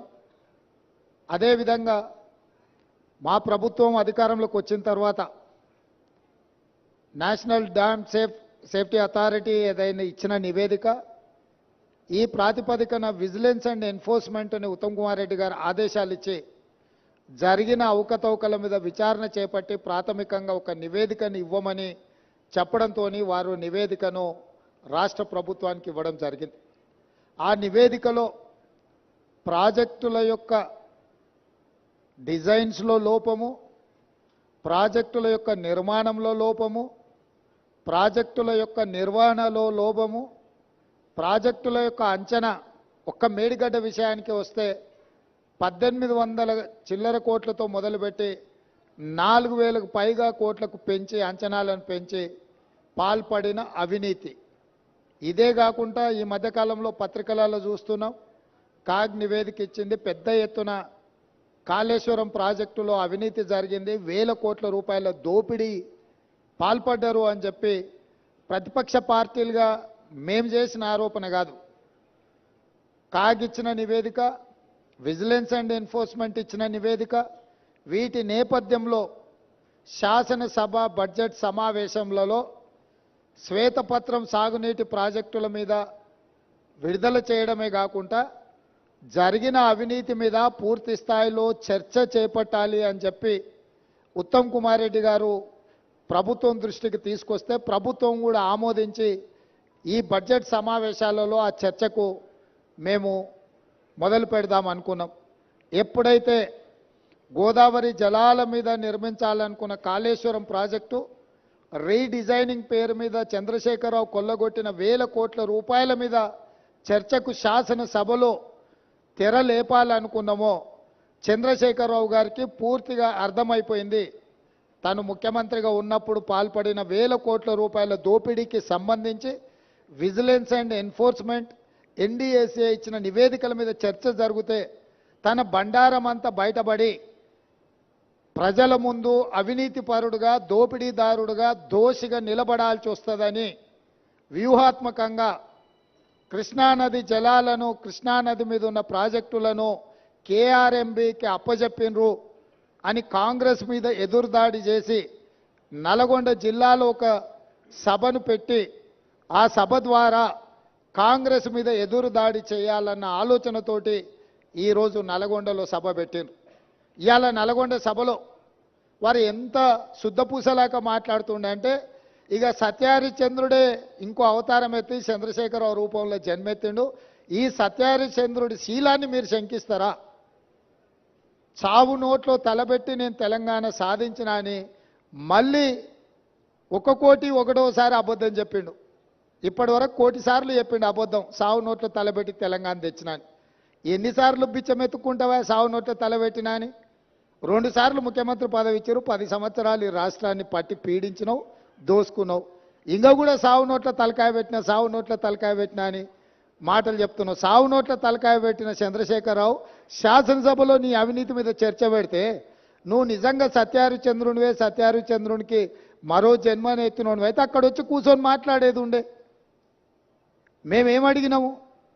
అయ్యా, కృష్ణానది జలాల మీద శాసనసభలో ఏకగ్రీవ తీర్మానం చేసి కేంద్ర ప్రభుత్వం ప్రాజెక్టుల స్వాధీనానికి చేస్తున్న ప్రయత్నాన్ని అందరము తీర్మానం పాస్ చేసి కేంద్ర ప్రభుత్వ విధానాలను వ్యతిరేకిద్దాం రమ్మని మేము అడిగినాం. మీరు రాలేదు. కేంద్ర ప్రభుత్వానికి కాంగ్రెసే అప్పచెప్పిందని అబద్ధాలు నువ్వు చెప్తే వాస్తవాలను డిసెంబర్ 1, 2023 నాడు మీరు ముఖ్యమంత్రిగా మీ కార్యదర్శి స్మితా సబర్వాల్ గారు రాసిన లేఖను అప్పచెప్పడానికి పూర్తిగా మీరు చేసిన ప్రయత్నాన్ని ఆధారాలతో సహా శాసనసభలో ప్రభుత్వం బయటపెట్టింది. దాని తర్వాత నేనేమన్నా, కాళేశ్వరం మీద ఎంతోమందికి అపోహలు ఉన్నాయి, అనుమానాలు ఉన్నాయి, అక్కడికి ఎవరిని రాణిస్తలేరు, అక్కడికి ఎవరైనా వెళ్తే పోలీసులు అడ్డుకుంటున్నారని తెలంగాణ సమాజంలో ఎన్నో అనుమానాలు ఉన్నాయి. ఈ అనుమానాలను నివృత్తి చేయడానికి మంత్రులను, ప్రజాప్రతినిధులను, పత్రికా మిత్రులను అందరినీ తీసుకొని వెళ్ళి వాళ్ళకి చూపిద్దాము, అందరం కలిసికట్టుగా వెళ్దామని మా మంత్రి గారు మీకు లేఖ రాయడం జరిగింది. లేఖతో పాటు 13 తారీఖు నాడు వెళ్దామని మేము అన్నాము. ఒకవేళ మీకు ఏవైనా ఇతరత్ర కార్యక్రమాలు ఉంటే మీరు తారీఖు మార్చమన్నా మారుస్తామని చెప్పి శాసనసభలోనే స్వయంగా నేనే మీకు చెప్పడం జరిగింది. ఒకవేళ బీఆర్ఎస్ నాయకులకు 13 తారీఖు నాడు ఇతర కార్యక్రమాలు ఉంటే మీరు నిర్ణయించిన తారీఖు నాడు అఖిలపక్షం అందరము అక్కడికి వెళ్దాము, పత్రికల వాళ్ళని తీసుకెళ్దాము, అక్కడ జరుగుతున్న పరిణామాలు, నిర్మాణంలో లోపాలను, దాని మీద తీసుకోవాల్సిన చర్యల్ని ప్రజల సమక్షంలోనే ప్రజా కోర్టులోనే చర్చించుకుందామని రమ్మని చెప్పినాము. మీరు రాలేదు, రాకపోను. శాసనసభలో చర్చకు కూడా మీరు రాలేదు. శాసనసభలో జరిగిన చర్చలో మీరు పాల్గొనలేదు. శాసనసభకే మీరు రావడానికి కాలు విరిగిందనే ఒక నెపాన్ని అడ్డం పెట్టుకున్నారు. కాలు విరిగిన చంద్రశేఖరరావు ఈరోజు నల్గొండకు పోయిండు. నేను అడుగుతున్నాయా, శాసనసభ దగ్గరుందా, నల్గొండ జిల్లా దగ్గరుందా? నల్గొండకి వెళ్ళి బహిరంగ సభలో సానుభూతి పొందాలనే ప్రయత్నం చేస్తున్నాడు చంద్రశేఖరరావు. సానుభూతి పొందడానికి మీరు దవాఖానలు ఉన్నప్పుడు మేమందరం వచ్చినాం, సానుభూతి చూపించినాం. సానుభూతి చూపించాల్సిన సందర్భంలో ప్రజలు కానీ ప్రతిపక్షాలు కానీ మేమందరం సానుభూతి చూపించినాం. ఈరోజు కేవలం కాళేశ్వరం అవినీతి మీద చర్చ జరగకుండా, కాళేశ్వరంలో మీ దోపిడీని ప్రజల దృష్టిలో పడకుండా ఉండడానికే ఈరోజు మీరు నల్గొండ అక్కడ ఏదో పెద్ద సభ పెట్టినా అని మీరు మాట్లాడుతున్నారు. ప్రజలకి ఈ మాత్రము అవగాహన లేదని మీరు అనుకుంటున్నారా చంద్రశేఖరరావు గారు? కాళేశ్వరం అవినీతి మీద, దోపిడీ మీద చర్చకు వచ్చిన సందర్భంలో మీరు కృష్ణానది జలాల మీద ఉన్న ప్రాజెక్టులను అన్నిటిని కూడా కేంద్రానికి అప్పజెప్పినరు అని చెప్పి నల్గొండ జిల్లాలో మీరు బహిరంగ సభ పెట్టి ఇక్కడికి రాకుండా తప్పించుకున్నారు. ఇవాళ మీరు ఏం మాట్లాడుతున్నారు? అక్కడ ఓ 4-5 పిల్లర్లు కూలినాయి, కూలితేం పెద్ద తప్ప? అయ్యా, నీకేది తప్పు కాదు. ఎందుకనంటే తప్పులకు పాల్పడ్డదే నువ్వు. నీకు నువ్వే తప్పు జరిగిందా, నీకు నువ్వే శిక్ష విధించుకునేటంత నిజాయితీపరుడు అనే మన తెలంగాణ సమాజం భావిస్తుంది అనుకుంటున్నారా? మీ దోపిడీకి మేడిగడ్డ బలైపోయింది, అన్నారం సుందిల్లా సున్నమైపోయినాయి. ఈరోజు కాళేశ్వరము మీ 1,00,000 కోట్ల దోపిడీకి బలైపోయింది. అందుకే మీరు దీన్ని చాలా అల్కగా తీసుకుంటున్నారు. ఇక్కడ వచ్చిన వాళ్ళని చులకన చేసి మాట్లాడుతున్నారు. మీరు ఈరోజు ఇక్కడికి రాకపోవడం ఒక తప్పిదమైతే, ఇక్కడ తీసుకున్న కార్యక్రమాన్ని చులకన చేసి తిట్టడం అనేది మీ దిగజారుడు తనానికి నిదర్శనం చంద్రశేఖరరావు గారు. ఈరోజు ఆయన మాట్లాడుతున్నాడు, మీరు కేఆర్ఎంబి మీద మీకు అవగాహన లేకపోతే నడితే అన్నా ఎట్లా చేద్దామని మాట్లాడితే నేను సలహా చెప్పటోని. అయ్యా, శాసనసభలో చర్చ పెట్టినాం, సలహా చెప్పమని అడిగినాం. శాసనసభలో నేను స్పీకర్ గారికి విజ్ఞప్తి చేసిన, దయచేసి మాజీ ముఖ్యమంత్రి గారికి ఆదేశాలు ఇవ్వండి, అవసరమైతే సభను వాయిదా వేయండి, వారు వచ్చినాక వారి సలహా సూచనలు తీసుకున్న తర్వాతనే తీర్మానం చేద్దామని చెప్పినాం. ఉత్తమ్ కుమార్ రెడ్డి గారు పెట్టిన తీర్మానంలో లోపాలు ఉన్నాయి, అది కూడా సక్కలేదన్నాడు. సక్కలేని తీర్మానానికి నీ అల్లుడు స్వాతిముత్యం ఎట్లా మద్దతు ఇచ్చింది ఏకగ్రీవంగానే? అందుకే 4 సార్లు అడిగిన. శాసనసభలో మీరందరూ చూశారు కదా మీడియా మిత్రులు. ఉత్తమ్ కుమార్ రెడ్డి గారు ఈ ప్రాతిపదికన తీర్మానాలు పెట్టినరు. దీనికి టీఆర్ఎస్ పార్టీ వైఖరి ఏందో స్పష్టంగా చెప్పండి అని అంటే, హరీష్ రావు గారు మాజీ సాగునీటి పారుదల శాఖ మంత్రిగా, కేసీఆర్ కుటుంబ సభ్యుడిగా స్పష్టంగా ఈ తీర్మానానికి సంపూర్ణమైన మద్దతు పలుకుతున్నా అని చెప్పిండు. అప్పుడే నేను లేచి ఏం చెప్పినా, వీళ్ళు మాట్లాడేదానికి ఏం విలువలేదా చంద్రశేఖరరావు, ఇవి విలువలేని మాటలను కొట్టిపడేస్తాడు, ఆయననే యజమాని, ఆయన ఓనర్, ఆయన వచ్చి చెప్తే తప్ప దీంట్లో విషయం లేదని నేను చెప్పిన. ఇవాళ సరిగ్గా నల్గొండలో అదే మాట్లాడండి. ఏం తీర్మానమే? దిక్కుమాలిన తీర్మానం, దాంట్లో ఏమైనా విషయం ఉందా? అదో పనికిమాలిన తీర్మానం, ఆ తీర్మానానికి వీళ్ళందరూ మద్దతు అని. మరి ఒకవేళ తీర్మానంలో లోపాలు ఉంటే మీరు వచ్చి సవరించేది ఉండే. లేదు, మీ ప్రతినిధిగా మాట్లాడిన హరీష్ రావు గారు ఇది తప్పు, ఈ తీర్మానంలో లోపాలు ఉన్నాయి, దీన్ని సవరిస్తున్నామని తీర్మానం సవరించి ప్రతిపాదించేది ఉండే. నేను చెప్పింది చెప్పినట్టుగా హరీష్ రావు గారు లాంటి వాళ్ళకి ఆ పార్టీలో విలువ లేదు, వాళ్ళ మాటల పట్ల విశ్వాసం లేదు. అందుకే చంద్రశేఖర్ రావాలని మేము అడిగినాము, మీరు రాలేదు. ఇవాళ అంటున్నాడు ఆయన, ముఖ్యమంత్రి గారు అఖిలపక్షాన్ని ఢిల్లీకి తీసుకెళ్లాలి. ముఖ్యమంత్రి గారు అఖిలపక్షాన్ని ఢిల్లీకి తీసుకెళ్తాను. ఒకవేళ శాసనసభలో మీరు వచ్చి మీరు ఆ ప్రతిపాదన పెట్టండి. మా ప్రభుత్వము వినడానికి, ప్రజలకు మేలు జరిగే విధానాలు చేపట్టడానికి స్పష్టంగా ఒక స్పష్టతతో ఉన్నది. మీరు నల్గొండకెళ్ళి గక్కడేదో సభ పెట్టి దిక్కుమాలిన మాటలు మాట్లాడే కంటే శాసనసభ జరుగుతుంది. ప్రధాన ప్రతిపక్ష నాయకుడిగా 10 సంవత్సరాలు ముఖ్యమంత్రిగా పనిచేసిన మీరు, 20 ఏళ్ల నుంచి తెలంగాణ కోసం కొట్లాడినని చెప్పుకునే మీరు సభకి ఎందుకు రావడం లేదు? ఇవాళ బెదిరించి బతకాలని చూస్తున్నాడు, బ్లాక్మెయిల్ చేసి బతకాలని చూస్తున్నాడు కేసీఆర్ గారు. మమ్మల్ని వెంటాడతాడంట ఆయన. అయ్యా రా, మంచిది, మేమేం అల్లాటప్పగా ఏమి ఇక ఆ కుర్చీలో కూర్చోలే. ప్రజల దగ్గరికి వెళ్ళి ప్రజలు ఓట్లేసి ప్రజలు ఎన్నుకున్న ప్రభుత్వం అక్కడ ఉంది.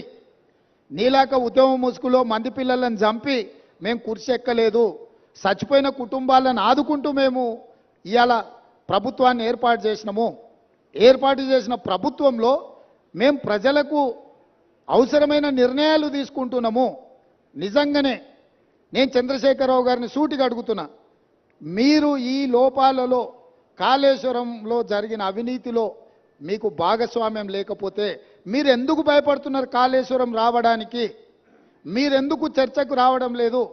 మేడిగడ్డ కుంగిపోయినప్పటి నుంచి ఈ రోజు వరకు చంద్రశేఖరరావు గారు ఏ రోజు కూడా కుంగిపోయిన మేడిగడ్డ మీద కానీ, అన్నారం మీద కానీ, సుందిళ్ళ మీద కానీ మీరు ఒక్క మాట ఎందుకు మాట్లాడతలేరు? శాసనసభలో చర్చ పెడితే మీరు మొహం ఎందుకు చాటేసిండ్రు?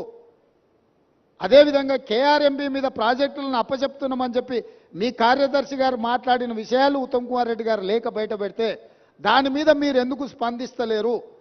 మీ కార్యదర్శి గారు మీ అనుమతి తీసుకొని లేఖ రాసినా, మీ అనుమతి లేకుంటేనే లేఖ రాసినా ప్రజలకు వివరించాల్సిన బాధ్యత మీకు లేదా? ఈరోజు కాళేశ్వరం అవినీతి మీద చర్చ జరిగినప్పుడు ఈ అవినీతి గురించి చర్చ జరగకుండా ఉండాలి అని, ఈ సమస్యను తప్పుదోవ పట్టించాలని ఈరోజు మీరు నల్గొండలో మీటింగ్ పెట్టినరు. మీరు మీటింగులు పెట్టి రాష్ట్రానికి ఏదైనా ప్రయోజనం చేకూర్చే మాటలు ఏమైనా మాట్లాడినరా? ఆయన అక్కడి నుంచి మాట్లాడుతున్నాడు మళ్ళీ అధికారంలోకి వస్తామని. నువ్వు చేసిన పనికి నిన్ను అధికారంలోకా? ముందే ప్రజలకి విషయాలు తెచ్చుంటే ఆ ప్రతిపక్ష హోదా కూడా నీకు రాకపోతుండే. ఇవాళ ప్రతిపక్ష నాయకుడిగా నీ బాధ్యతను నువ్వు నెరవేర్చకుండా పారిపోయి శాసనసభకు రాకుండా ముఖం చాటేసి ఇంకెక్కడికి వెళ్తావని నేను అడుగుతున్నా. మీకు 39 మంది ఎమ్మెల్యేలను ఇచ్చి ప్రతిపక్ష నాయకుడు హోదా ఇస్తే సభలోకి వచ్చి సమస్యల మీద చర్చించకుండా పారిపోయి ఈరోజు మీరు ఏ రకంగా ప్రజల ముందుకు వస్తారు? ఏ ముఖం పెట్టుకొని వచ్చిండ్రు? ఈరోజు నల్గొండ జిల్లా ప్రజల్ని మీరు ఏం వంచడానికి ఈరోజు అక్కడికి వెళ్ళిండ్రు? ఆయనకి ఇప్పుడు మళ్ళీ ఫ్లోరైడ్ బాధ గుర్తొచ్చింది. ఎందుకంటే కుర్చీ పోయింది కదా. కుర్చీ పోగానే కేసీఆర్కు గుర్తొచ్చేది నీళ్లు, నల్గొండ జిల్లా ఫ్లోరైడ్ బాధితులు. ఎంతసేపు అయ్యా వాళ్ళ బాధల పునాదుల మీద అధికారాన్ని ఎక్కాలని ఆలోచన చేస్తున్నావు? ఇప్పుడు నీ అబద్ధాలను నమ్మడానికి తెలంగాణ సమాజం సిద్ధంగా ఉందని ఇంకా నువ్వు అనుకుంటున్నావా? అందుకే ఈరోజు ఇక్కడ ఈ అవగాహన సదస్సుకు దాదాపుగా హైదరాబాద్లో బయలుదేరి 5 గంటల పైగా ప్రయాణం చేసి ఈరోజు మంత్రులు కానీ, ప్రజాప్రతినిధులు కానీ, పాత్రికేయ మిత్రులు కానీ మీ అందరికీ కూడా వాస్తవాలను చూపించి వాస్తవాలకు సంబంధించిన వివరాలు వివిధ ఏజెన్సీల ద్వారా మీకు చెప్పించడం ద్వారా నిజమేందో మీ కళ్ళతో చూడాలని ఈరోజు ఈ పర్యటన. ఈ నిజాన్ని మీ కళ్ళతో చూసిండ్రు. ఈ వాస్తవాలను సమాజానికంతా మీరు చెప్పండి. న్యూయార్క్లో ఇది ఒక మ్యాన్ మేడ్ వండర్ అని చెప్పి న్యూయార్క్ స్క్వేర్లో ప్రకటనలు తీసుకుర్రు. నేషనల్ మీడియాలో ఇక దాని కథ చెప్పనంతగా కథలు చెప్పుకుర్రు. అందుకే నేను నేషనల్ మీడియా వాళ్ళని కూడా ఈరోజు రిక్వెస్ట్ చేస్తున్నా, మీ నేషనల్ మీడియాలో చూపించండి కుంగిపోయిన మేడిగడ్డను, పగిలిపోయిన బ్యారేజ్ను, దోపిడీ జరిగిన నిధులు, అదేవిధంగా విజిలెన్స్ అండ్ ఎన్ఫోర్స్మెంట్ ఇచ్చిన నివేదికను, నేషనల్ డ్యామ్ సేఫ్టీ అథారిటీ వాళ్ళు ఇచ్చిన రిపోర్ట్స్ని, టెక్నికల్ అండ్ అదర్ ఇష్యూస్లో వాళ్ళు ఇచ్చిన నివేదికలను అన్నిటిని కూడా మీరు చర్చకు పెట్టండి. మేము చంద్రశేఖరరావు గారికి మళ్ళీ ఈ వేదిక మీద నుంచి నేను ఆహ్వానిస్తున్నా, మీరు శాసనసభకు వచ్చి నల్గొండలో ఎవడు లేని దగ్గర ఏదేదో మాట్లాడు కాదు, మీ గౌరవాన్ని మేమేం తగ్గించం. ప్రధాన ప్రతిపక్ష నాయకుడిగా సభలో మీరు తెలంగాణ సమాజానికి ప్రయోజనం చేకూర్చే ఏ సూచనలు ఇచ్చినా ఈ ప్రభుత్వం వినడానికి సిద్ధంగా ఉంది. రేపు ఉదయం సభకు రాండి దయచేసి. ప్రత్యేకమైన ఎట్లాగూ శ్వేతపత్రం సాగునీటి ప్రాజెక్టుల మీద ఉత్తమ్ కుమార్ రెడ్డి గారు ప్రవేశపెట్టబోతున్నారు. చర్చలో పాల్గొనండి. మీరు సూచనలు ఇవ్వండి. ప్రతిపక్ష పార్టీ నాయకుడిగా మీ బాధ్యతల్ని నెరవేర్చండి. మీ స్వార్థం మీ అధికారం కోసం కాకుండా ప్రజల కోసం ఒక్క క్షణమైన ఆలోచన చేయమని నేను అడుగుతున్నా. నేను మొన్న కూడా చెప్పిన, ఈరోజు చెప్తున్నా, కృష్ణానది జలాలు కేంద్ర ప్రభుత్వానికి అప్పచెప్పడంలో ఏనుగు పోయింది, తోక మాత్రమే మిగిలింది. ఇప్పుడు ఆ తోక పట్టుకొని ఏనుగును గుంజే ప్రయత్నం మా ప్రభుత్వం చేస్తుంది. అన్ని పాపాలకు నువ్వే కారణం. నువ్వే అప్పచెప్పినావు, అప్పచెప్పడానికి నిధులు పెట్టినావు, బడ్జెట్ ఆమోదింపజేసినావు, అప్పచెప్పడానికి అవసరమైన లేఖలు రాసినావు. ఇవాళ తోక మిగిలింది, ఆ తోక పట్టుకొని మేము గుంజే ప్రయత్నం చేస్తుంటే ఇక చూసిరా ఏనుగును కూడా టీఆర్ఎస్ కాపాడితే కాంగ్రెస్ వాళ్ళు కేంద్రానికి అప్పచెప్పారు. అదేవిధంగా కాళేశ్వరం అవినీతి మీద ఏదో ఆయన ఎంత అల్కగా మాట్లాడుతుండే, ఏముందా 4-5 పిల్లర్లు కుంగిపోయినాయి అంటే ఆయన ఎంత బాధ్యతారహితంగా మాట్లాడుతుండు. ఈ తప్పిదాలల్లా ఆయనకు భాగస్వామ్యం లేకపోతే ఇంత అల్కగా మాట్లాడతాడా? ప్రతిపక్ష నాయకుడిగా ఇదేనా మీ వ్యవహారము? ఇవాళ నీళ్లు నింపలేదు కాబట్టి మిగిలినాయి. నీళ్లు నింపితే అది ఉంటుందా, ఊడుతుందా, ఏమైద్దో తెలుస్తుంది. నీళ్లు లేకుంటే మన ఇంటి మీద నీళ్ళ ట్యాంక్ ఉంటే అది ఒకవేళ కారుతుంటే పగిలేటట్టు ఉంటే మనం నీళ్లు తీసేస్తే అది అట్లా కొంతకాలం కనిపిస్తుంది. నీళ్లు నింపితే 2 రోజులకు అది కూలిపోతుంది. సేమ్ ఈరోజు మేడిగడ్డ బ్యారేజ్ కానీ సుందిళ్ళ కానీ అన్నారంలో నీళ్లు నింపలేదు. నీళ్లు నింపితే పెను ప్రమాదం పొంచి ఉన్నది. నీళ్లు నింపినామంటే అంత కొట్టుకపోతుంది. ఈరోజు నీళ్లు లేకుంటే ఎండబెట్టినాం కాబట్టి అది అట్లా నిలబడి ఉన్నది. అది ఏ క్షణమైనా కుప్పగూలడానికి సిద్ధంగా ఉంది. మీరే కళ్ళతో చూసిండ్రు. మేడిగడ్డ బ్యారేజు 1.5 మీటర్ దాదాపుగా 5 ఫీట్లు భూమిలోకి కుంగిపోయింది. ఇది మేం చెప్పడం లేదు, సాంకేతిక నిపుణులు చెప్తున్నారు. కళ్ళకు కట్టినట్టుగా పగుళ్ళు కనిపిస్తున్నాయి. కాంక్రీట్ స్ట్రక్చర్స్ అంత వర్టికల్గా క్రాక్స్ వచ్చి ఉంటే దాని ఒక చిన్న సంఘటన కింద ముఖ్యమంత్రి గారు, మాజీ ముఖ్యమంత్రి గారు మాట్లాడుతున్నారు అని అంటే అసలు చంద్రశేఖరరావు గారి ఆలోచన, చేసిన తప్పిదాలను కప్పిపుచ్చుకోవడానికి చేస్తున్న ప్రయత్నము ఈరోజు తెలంగాణ సమాజం అంతా గమనించాల్సిన అవసరం ఉన్నది. అందుకే చంద్రశేఖరరావు గారు దయచేసి రేపటి శాసనసభ సమావేశాలకు మీరు హాజరు కండి. శాసనసభ సమావేశాలలో బడ్జెట్తో పాటు సాగునీటి పారుదల శాఖ మంత్రి ఉత్తమ్ కుమార్ రెడ్డి గారు ప్రవేశపెట్టే శ్వేతపత్రము సాగునీటి ప్రాజెక్టుల మీద మీరు చర్చలో పాల్గొనండి. మీరు ఆ చర్చలో శాసనసభలో మీ అనుభవాన్నంతా రంగరించి కృష్ణానది జలాల మీద నిర్మించిన ప్రాజెక్టులను ఏ విధంగా మనం కాపాడుకోవాలి, కేంద్ర ప్రభుత్వం కొట్లాడాలనో మీ అనుభవాన్నంతా ఉపయోగించి సూచనలు ఇవ్వండి. అదేవిధంగా 1000 కోట్ల దోపిడీ జరిగిన కాళేశ్వరం ప్రాజెక్టులు ఈరోజు ఎల్ఎన్టీ సంస్థను బ్లాక్ లిస్టు చేయాలనా వద్దా? ఎల్ఎన్టీ సంస్థ నిర్మాణం చేయకుంటేనే పూర్తయినట్టు సర్టిఫికెట్ పొందడాన్ని, సర్టిఫికెట్ ఇచ్చిన అధికారులను శిక్షించాలనా లేదా? మీ వైఖరి ఏంది? కాళేశ్వరం ప్రాజెక్టు మీద జరిగిన అవకతవకల మీద నీ పార్టీ వైఖరి, మాజీ ముఖ్యమంత్రిగా సాగునీటి పారుదల శాఖ మంత్రిగా మీది, హరీష్ రావు గారి వైఖరి శాసనసభ ద్వారా తెలంగాణ సమాజానికి, దేశ ప్రజలకు చెప్పాల్సిన బాధ్యత మీ మీద ఉన్నది. ఈరోజు మీరు నల్గొండలో మాట్లాడిన మాటలు చూస్తే నాకు కాలు ఇరిగిపోయినా, చేత కాకపోయినా, నేను సభకు వచ్చినా, మీకోసం వచ్చినా అని అంటున్నావు. నువ్వు వాళ్ళ కోసం ఎన్నడూ రాలే. వాళ్ళ కోసం వచ్చే లక్షణమే నీకు లేదు. ఎందుకంటే ఎంతోమంది పిల్లలు చచ్చిపోతే, ఎంతోమంది ఆత్మహత్యలు చేసుకుంటే, ఎంతోమంది గొప్ప వ్యక్తులు చనిపోతే కూడా చూడని వ్యక్తివి నువ్వు. ఈరోజు నీ కుర్సీ పోయింది కాబట్టి ఆ కుర్సీని ఎత్తుక్కుంటా మళ్ళీ నల్గొండకి వెళ్ళావు. ఎందుకంటే ఖమ్మము, నల్గొండ, మహబూబ్నగర్లో 36 సీట్లు ఉన్నాయి. ఖమ్మంలో 10, నల్గొండలో 12, మహబూబ్నగర్లో 14. ఖమ్మంలో 1 సీటు గెలిచాడు, నల్గొండ 1 సీటు గెలిచాడు, మహబూబ్నగర్లో 2 సీట్లు గెలిచాడు. 36 సీట్లల్లో ఈ మొనగానికి వచ్చినాయి 4 సీట్లు. రేపు పార్లమెంట్లో పూర్తిగా కాంగ్రెస్ పార్టీ గెలవడానికి అవకాశం ఉంది కాబట్టి ఏదో రకంగా సానుభూతి పొందేనా, నాకు కాలు లేదు, నేను అవుటివాడిని, నేను నడవలేకపోతున్నా అని అడుక్కోవడానికి, ఓట్లు అడుక్కోవడానికి వేసిన ఎత్తుగడ. ఈరోజు నువ్వు నల్గొండ జిల్లాకు నీ పట్ల సానుభూతి చూపించారు చంద్రశేఖరరావు.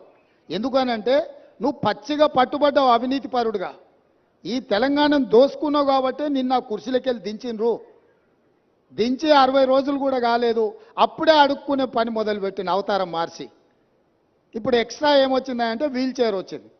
ఒకప్పుడేమో మంచంలో వండుకున్న నిజాం హాస్పిటల్లో, దాంతో సానుభూతి పొందిండు. ఆ కథ 10 ఏళ్ళు అక్కడికి వచ్చింది ఆయనకు. ఇప్పుడు ఆ కథ పోయింది కాబట్టి వీల్ చైర్కి వచ్చిండు. నల్గొండకు పోగలిగినోనివి ఇక పక్కలున్న కూతవేటి దూరంలో ఉన్న శాసనసభకు రాలేవా? ఎందుకు వస్తలేవు? బండారం బయటపడుతుందనా? లేకపోతే పచ్చిగా పట్టుబడి నీ దోపిడీ ప్రజలకంత అర్థమవుతుందనా? ఆయన ఏదో మమ్మల్ని భయపెట్టాలని చూస్తుండు. భయపడనని ప్రగల్భాలు పడుతూ, భయపడకు, రా సభకు రా. ఎవరొద్దంటారు నిన్ను? సభలో వచ్చి మాట్లాడు. నేను స్పీకర్ గారికి విజ్ఞప్తి చేసిన, చంద్రశేఖరరావు గారు వస్తే ఎంతసేపు మాట్లాడతాడో అధ్యక్ష, మీరు మైక్ ఇవ్వండి, వారి అనుభవం అంతా ఉపయోగించి ఏం మాట్లాడతారో మాట్లాడండి. మేము కూడా విజ్ఞప్తి చేసినాం స్పీకర్ గారికి. స్పీకర్ గారు కూడా మీకు స్వేచ్ఛగా మీ పార్టీకి మైక్ ఇస్తున్నాడు, ఎక్కడ మీ మైక్ కూడా కట్ చేయలేదు. కాబట్టి ఈరోజు ఈ కాళేశ్వరం యొక్క అవినీతి మీద ఇంతమంది పర్యటన ఉంది కాబట్టి ఈ అవినీతి మీద చర్చ జరగకుండా ఉండడానికి నల్గొండలో కేసీఆర్ గారు సభ ఏర్పాటు చేసుకున్నారు. నల్గొండ జిల్లాలో మనుషులు దొరక్కపోతే పాత ఉమ్మడి మహబూబ్నగర్ జిల్లాలో కల్వకుర్తి నుంచి బస్సులు పెట్టి జనాలను దొలకపోయారా? బస్సులు 100 ఉన్నాయి, మంది 10 మంది ఊరు. నీ ఏషం అట్లుంది చంద్రశేఖరరావు. కాబట్టి ఇంత ఓపికగా ఇక్కడికి వచ్చి ఈ వాస్తవాలను చూసి అధికారులు ఇచ్చిన వివరాలు కానీ, ప్రతిపక్ష పార్టీగా మేము చెబుతున్న విషయాలను కానీ మీరందరూ ఒక బేరీజు వేసుకొని చంద్రశేఖరరావు గారి యొక్క కుట్రలను కుతంత్రాలను తిప్పికొట్టాల్సిన బాధ్యత తెలంగాణ సమాజం మీద ఉన్నది. కవులు, కళాకారులు, మేధావులు అందరూ కూడా కాళేశ్వరానికి రండి. ఒకప్పుడు కాళేశ్వరం ప్రాజెక్టు కట్టినప్పుడు ప్రారంభోత్సవానికి జగన్మోహన్ రెడ్డి గారిని పిలిచిండ్రు, ఫడ్నవీస్ గారిని పిలిచిండ్రు. గ్రామాల నుంచి బస్సులు పెట్టి వేలాది మందిని తరలించండి ఇక్కడికి. మరి ఇవాళ అదే కాళేశ్వరం చూడడానికి ప్రతిపక్షాలను తెస్తే ఒక్క టీఆర్ఎస్ ఆయన కూడా పత్తకలేడు. మీరు అద్భుతం కట్టినప్పుడు ఈ అద్భుతాన్ని చెప్పుకోవడానికి మీకు మంచి అవకాశం కదా. ఈ అద్భుతాన్ని చూడడానికి, చూపించడానికి మీరు రావచ్చు కదా. మర్చిపోయినా, కరెక్టే. పొద్దున వచ్చేటప్పుడు చెప్పినాం, అయ్యా మీకు ఏదైనా ఇబ్బంది ఉంటే హెలికాప్టర్ కూడా ఉన్నది, దాంట్లో రాని, మేము బై రోడ్ పోతున్నాం, మీకోసం హెలికాప్టర్ సిద్ధంగా పెట్టినామని. ఆయన ఇప్పుడు చెప్తున్నాం మేము కూడా పోతాం తర్వాత అని.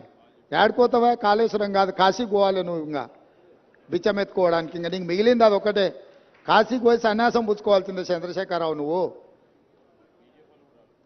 సరే, ఇక ఆయన చీకటి మిత్రుడు. బీజేపీ వాళ్ళు కూడా ఎవరు రాలే ఇప్పటి వరకు. కేసీఆర్ అవినీతి మీద గొప్ప గొప్ప మాటలు మాట్లాడిన కిషన్ రెడ్డి గారు వాళ్ళ ఎమ్మెల్యేలు రాకుండా అడ్డుకున్నాడు. మీరు పొత్తు పెట్టుకుంటే పొత్తు పెట్టుకోండి, ఎవరొద్దన్నారు? ఎన్ని రోజులు చీకట్లో పొత్తు పెట్టుకుంటారు? రాబోయే పార్లమెంట్ ఎన్నికలలో మీ పొత్తు సంగతి ప్రజలకు ఎట్లాగో చెప్పాల్సే వస్తుంది. ఈరోజు ఎంతసేపు ఉన్న జ్యుడిషియల్ ఎంక్వైరీ వద్దు, మా చేతికి రాని. ఎందుకంటే మీ చేతికి ఇస్తే మీరు వాళ్ళు కలిసి కూర్చొని మాట్లాడుకుంటారు చీకట్లో. బీజేపీ వాళ్ళు వస్తారని మేము ఆశించినాం. ఎందుకంటే ఇంతకాలం కేసీఆర్ అవినీతి మీద సిబిఐ కేసులపై చెప్పారు, కేసీఆర్ అవినీతిని తేల్చాలి అని అన్నారు. మరి కేసీఆర్ అవినీతిని తేల్చే అవకాశం వస్తే బీజేపీ ఎమ్మెల్యేలు ఎందుకు రాలేదు? సిపిఐ వచ్చింది, ఎంఐఎం వచ్చింది, బీజేపీ వాళ్ళు ఎందుకు రాలే? ఇవాళ రానోళ్ళు ఇద్దరే, బీఆర్ఎస్, బీజేపీ. మీ ఇద్దరు వైఖరి ఒకటేనా? మీరిద్దరు ఒకే రకంగా ఆలోచన చేస్తురా? మీరిద్దరు కలిసే ఈ విషయంలో ఒకే రకమైన విధానంతో ఉన్నారా? ఈరోజు బీజేపీ ఇది ప్రభుత్వ అధికారిక కార్యక్రమం, శాసనసభలో స్పీకర్ అనుమతితో ఏర్పాటు చేసిన కార్యక్రమం. ఇది కాంగ్రెస్ పార్టీ కార్యక్రమం కాదు. మాతో భిన్నాభిప్రాయాలు ఉండేవాళ్ళు కూడా ఇక్కడికి రావచ్చు. మా అభిప్రాయాలతో ఏకీభవించే వాళ్ళనే పిలవలే మేము. మా అభిప్రాయాలతో విభేదించే వాళ్ళని కూడా వాస్తవాలను చూడడానికి ఈరోజు ఇక్కడికి ఆహ్వానించినాము. కాబట్టి ఇప్పటికైనా బీజేపీ తమ వైఖరిని స్పష్టం చేయాలి. మీరు చంద్రశేఖరరావు గారి అవినీతిని కాపాడడానికి ఏమైనా ప్రయత్నం చేస్తారా? లేకపోతే చంద్రశేఖరరావును శాసనసభలో నిలదీసి జరిగిన అవినీతి మీద చర్యలు తీసుకోవడానికి రాష్ట్ర ప్రభుత్వానికి సహకరిస్తారా? మీ వైఖరి కూడా స్పష్టంగా చెప్పాల్సిందిగా బీజేపీని మేము డిమాండ్ చేస్తున్నాం.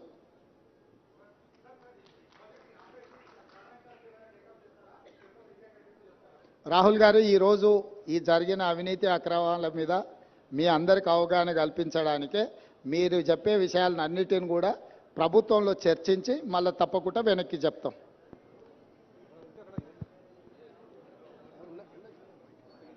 మైకే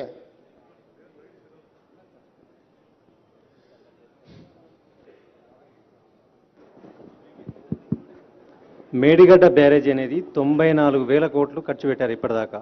అయితే మీరు 3,000 కోట్లతో ఖర్చు పెట్టిన ఒక మేడిగడ్డకు మాత్రమే పరిమితమయ్యారు. మొత్తం కలిపి కాళేశ్వరం కుంభకోణం 94,000 కోట్లు 94,000 కోట్లకు సంబంధించింది.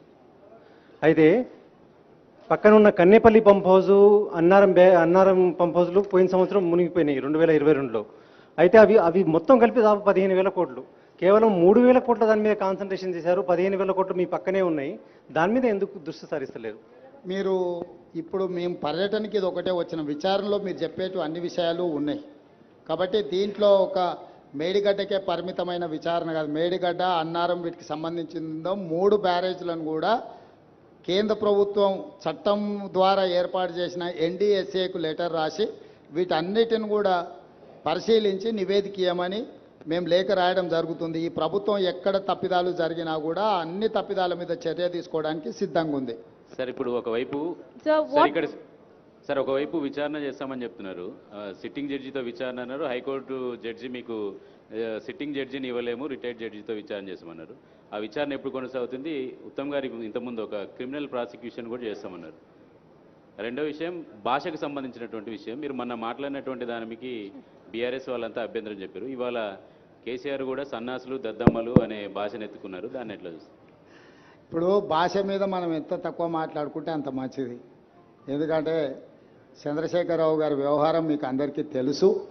ఇప్పుడు ఆయన సందర్భాన్ని తప్పుదోవ పట్టించడానికి ఏదో ప్రయత్నాలు చేస్తుండు. మేము అటు ఇటు దారి తప్పదలుచుకోలేదు. కాళేశ్వరంలో జరిగిన అవినీతిని నిగ్గుదేల్చడానికి ప్రభుత్వం కట్టుబడి ఉన్నది. దాని మీద మాత్రమే ఫోకస్ పెడతాం. డెఫినెట్గా శాసనసభ సమావేశాలలో చర్చ జరిగిన తర్వాత ముగిసిన ఎంబడే మిగతా కార్యాచరణ చేపడుతుంది ప్రభుత్వం. సార్, కేఆర్ఎంబి పైన అఖిలపక్షంని ఢిల్లీకి తీసుకెళ్లాలని చెప్తున్న రేవంత్ రెడ్డి కేసీఆర్ అన్నారు ఇంతకుముందు. మీరు కేఆర్ఎంబి పైన అఖిలపక్షాన్ని ఢిల్లీకి తీసుకెళ్లే అవకాశం ఉందా మీరు ముఖ్యమంత్రిగా? చంద్రశేఖరరావు గారిని సభలో వచ్చి మాట్లాడమని వారికి విజ్ఞప్తి చేస్తున్నాం. మాజీ ముఖ్యమంత్రిగా, చాలా కేంద్ర మంత్రిగా, రాష్ట్ర మంత్రిగా వివిధ హోదాలలో పనిచేసిన అనుభవాన్ని అంత ఉపయోగించి శాసనసభలోకి వచ్చి వారు ఏమేమి సూచనలు చేస్తారో చేయమని వారి సూచనల్ని ప్రతిపక్షాల అందరితో చర్చించిన తర్వాత ప్రభుత్వం నిర్ణయం తీసుకుంటుంది. Sir, has any action been initiated against L&T? Yeah, we have demanded that L&T take up their own investigation and take up the repair work at their cost. As of now, about 400 odd crores payment is due to L&T. We have held back the payment. Now L&T has produced evidence that they have been pointing out that there are defects in the design and which are not attributable to them. However, our demand with L&T is that they take up this further inquiry and complete repair and revival of the barrage at their cost. Until then, we would hold back all the payment that is due to them. It's about 400 crores.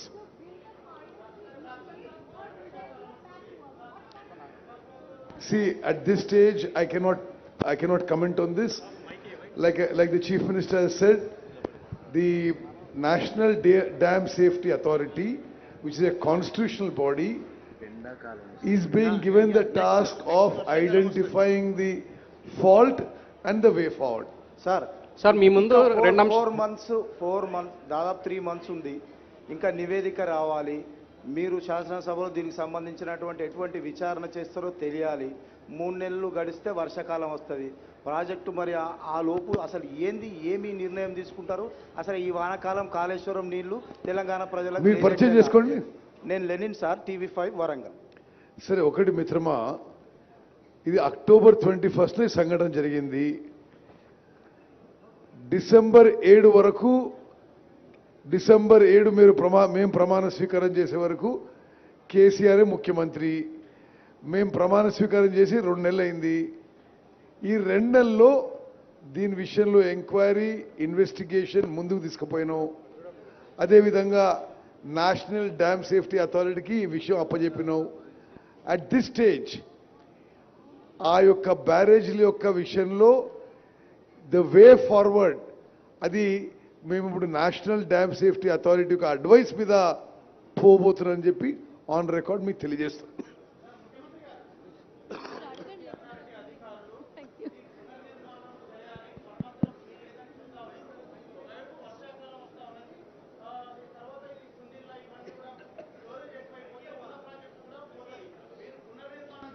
మరమ్మతులు చేస్తారా? ఇప్పుడే మంత్రి గారు చెప్పిండ్రు, సాంకేతిక నిపుణులు ఇచ్చే నివేదికల ఆధారంగా ప్రభుత్వం చర్యలు ఉంటాయని.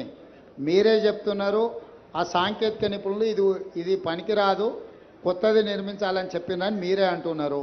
ఇప్పుడు అది ఆపి దాంట్లో నీళ్లు నింపితే అది కొట్టుకపోతే జరిగే పరిణామాలను కూడా దృష్టిలో పెట్టుకోవాలి. అందుకే ఇంకా ఫర్దర్గా దీన్ని విశ్లేషించుకొని సాంకేతిక నిపుణుల సూచనల మేరకే ప్రభుత్వం ముందుకెళ్తుంది. హడావిడిగా ముందుకెళ్తే ఇప్పుడు కేసీఆర్ చేసినట్టే అవుద్ది. సో కేసీఆర్ చేసిన తప్పిదాలు ఈ ప్రభుత్వం కొనసాగించదలుచుకోలేదు. పూర్తి స్థాయిలో సాంకేతిక నిపుణులకు సూచన మేరకే ముందుకెళ్తాం. మేమెవరు ఇంజనీర్స్ కాదు, టెక్నికల్ ఎక్స్పర్ట్స్ మీ కాదు మేము. కాబట్టి సాంకేతిక నిపుణుల నివేదిక ప్రకారమే మా ప్రభుత్వం ముందుకెళ్తుంది. रेवंत जी, एक सवाल ये कि जिस तरीके से आपके विपक्षी पार्टी, आप बीजेपी ये कह रही है कि सीबीआई की जांच हो, क्यों मीडिया को लेकर जाया जा रहा है? बीआरएस कहती है, जैसे आपने भी कहा, कि 3 या 4 ही तो पिलर टूटे हैं. क्या कहना चाहेंगे जब वो ये कहते हैं कि इसको राजनीतिक तौर पर कीचड़ उछालने की कोशिश की जा रही है? और दूसरा सवाल, ये जो पैसा जनता का पैसा है, आपकी तरफ से भी कहा गया है, पैसा वसूली कैसे होगी? क्या सरकार की रणनीति है इस पर? मैं सीधा एक सवाल आपसे पूछना चाहता हूं, आपके माध्यम से मैं केसीआर साहब को एक सवाल पूछना चाहता हूं. केसीआर साहब के लिए 2 टांगे हैं, एक टांगे टूटे हुए तो क्या फर्क पड़ता है? अभी इसमें भी पिलर 2-4 टूटा हुआ है, क्या हो रहा है बोल के केसीआर जो बात बोल रहे हैं ना, उनके लिए भी 2 टांगे हैं. एक टांगे अगर टूट गए तो भी कुछ नहीं होने वाले हैं. क्यों दवाखाने को गया उन्होंने? क्यों डॉक्टर का नहीं गए? ये कोई बात है क्या? कोई ईमानदार आदमी बोलने का भाषा है क्या ये? तो इसीलिए मैं साफ कहना चाहता हूं, हमारे तरफ से जो कार्रवाई करना है हम वो हिसाब से हम कार्रवाई करेंगे. आगे हमारे सरकार जो इसमें जिसने कल्प्रिट से सबको पनिशमेंट दिलवा देंगे. वो ये एक तरीका से हम लोग ये प्रोसेस इनिशिएट किए. हम कोई पर्सनल जज्बाती से हम कुछ कार्रवाई करना नहीं चाह रहा है. एक हिसाब से एक तरीका से हम कार्रवाई करेंगे. इसमें केसीआर है, L&T कंपनी है और कौन कौन है, सबके लिए हम एक सिस्टम से पनिशमेंट दिलवाएंगे. सीएम गारू For national media, I just want to highlight one issue. Medigadda Barrage, Sundilla and Annaram barrages are the heart of the Kaleshwaram project.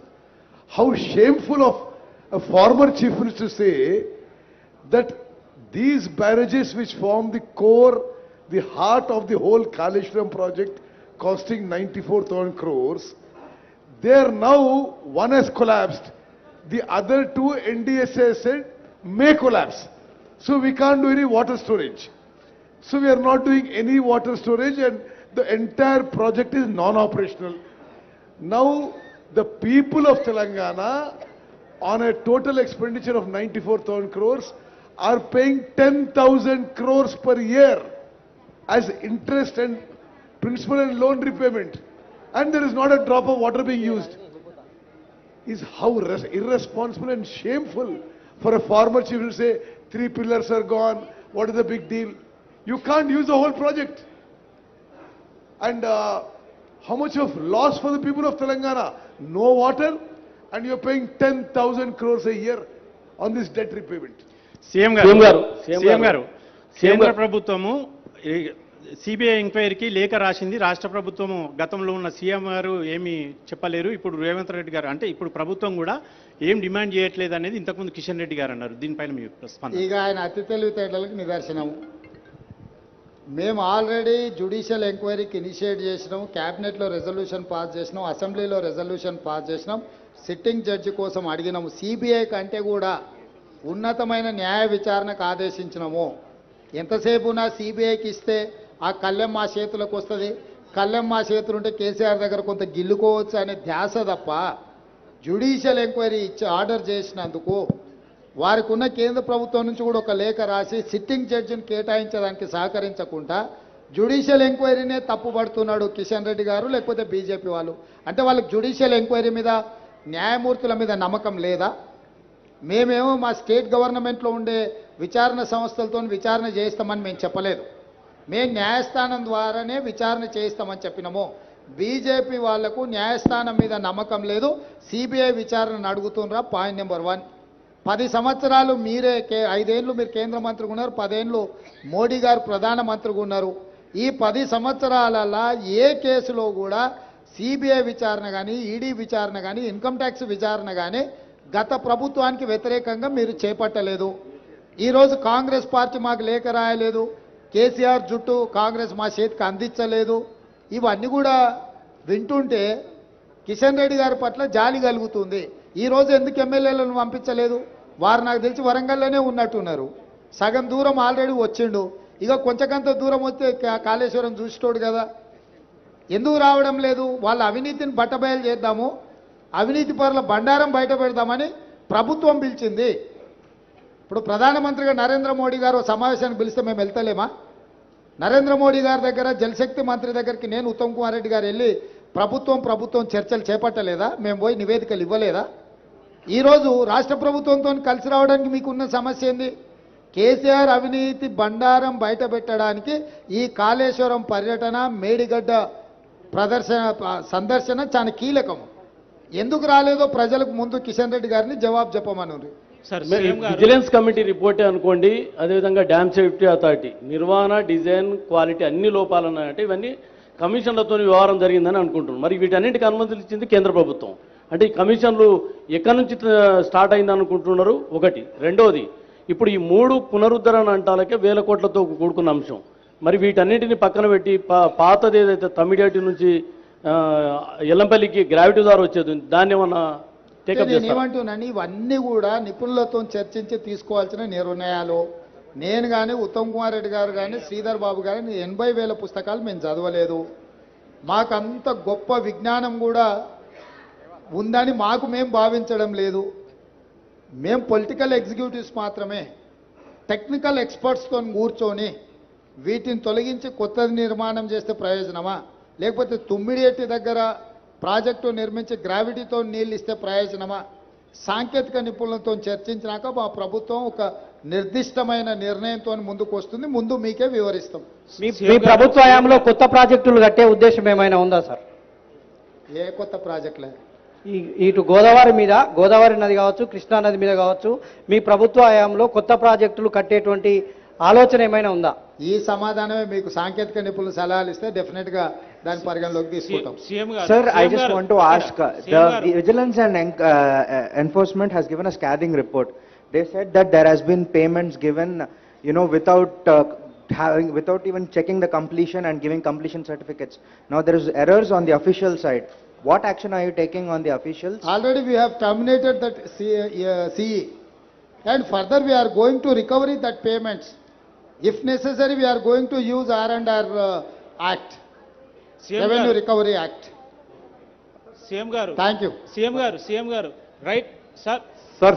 గౌరవనీయులకి ముఖ్యమంత్రి గారు రేవంత్ రెడ్డి గారికి, సహచర మంత్రివర్గ పెద్దలు ఉత్తమ్ కుమార్ రెడ్డితో పాటు గౌరవ శాసనసభ్యులు, గౌరవ శాసన మండలి సభ్యులు, పాత్రికేయ మిత్రులు, అధికారులకి అందరికీ కూడా హృదయపూర్వకంగా ఈరోజు ఇక్కడికి వచ్చినందుకు కృతజ్ఞతలు తెలియజేస్తాను.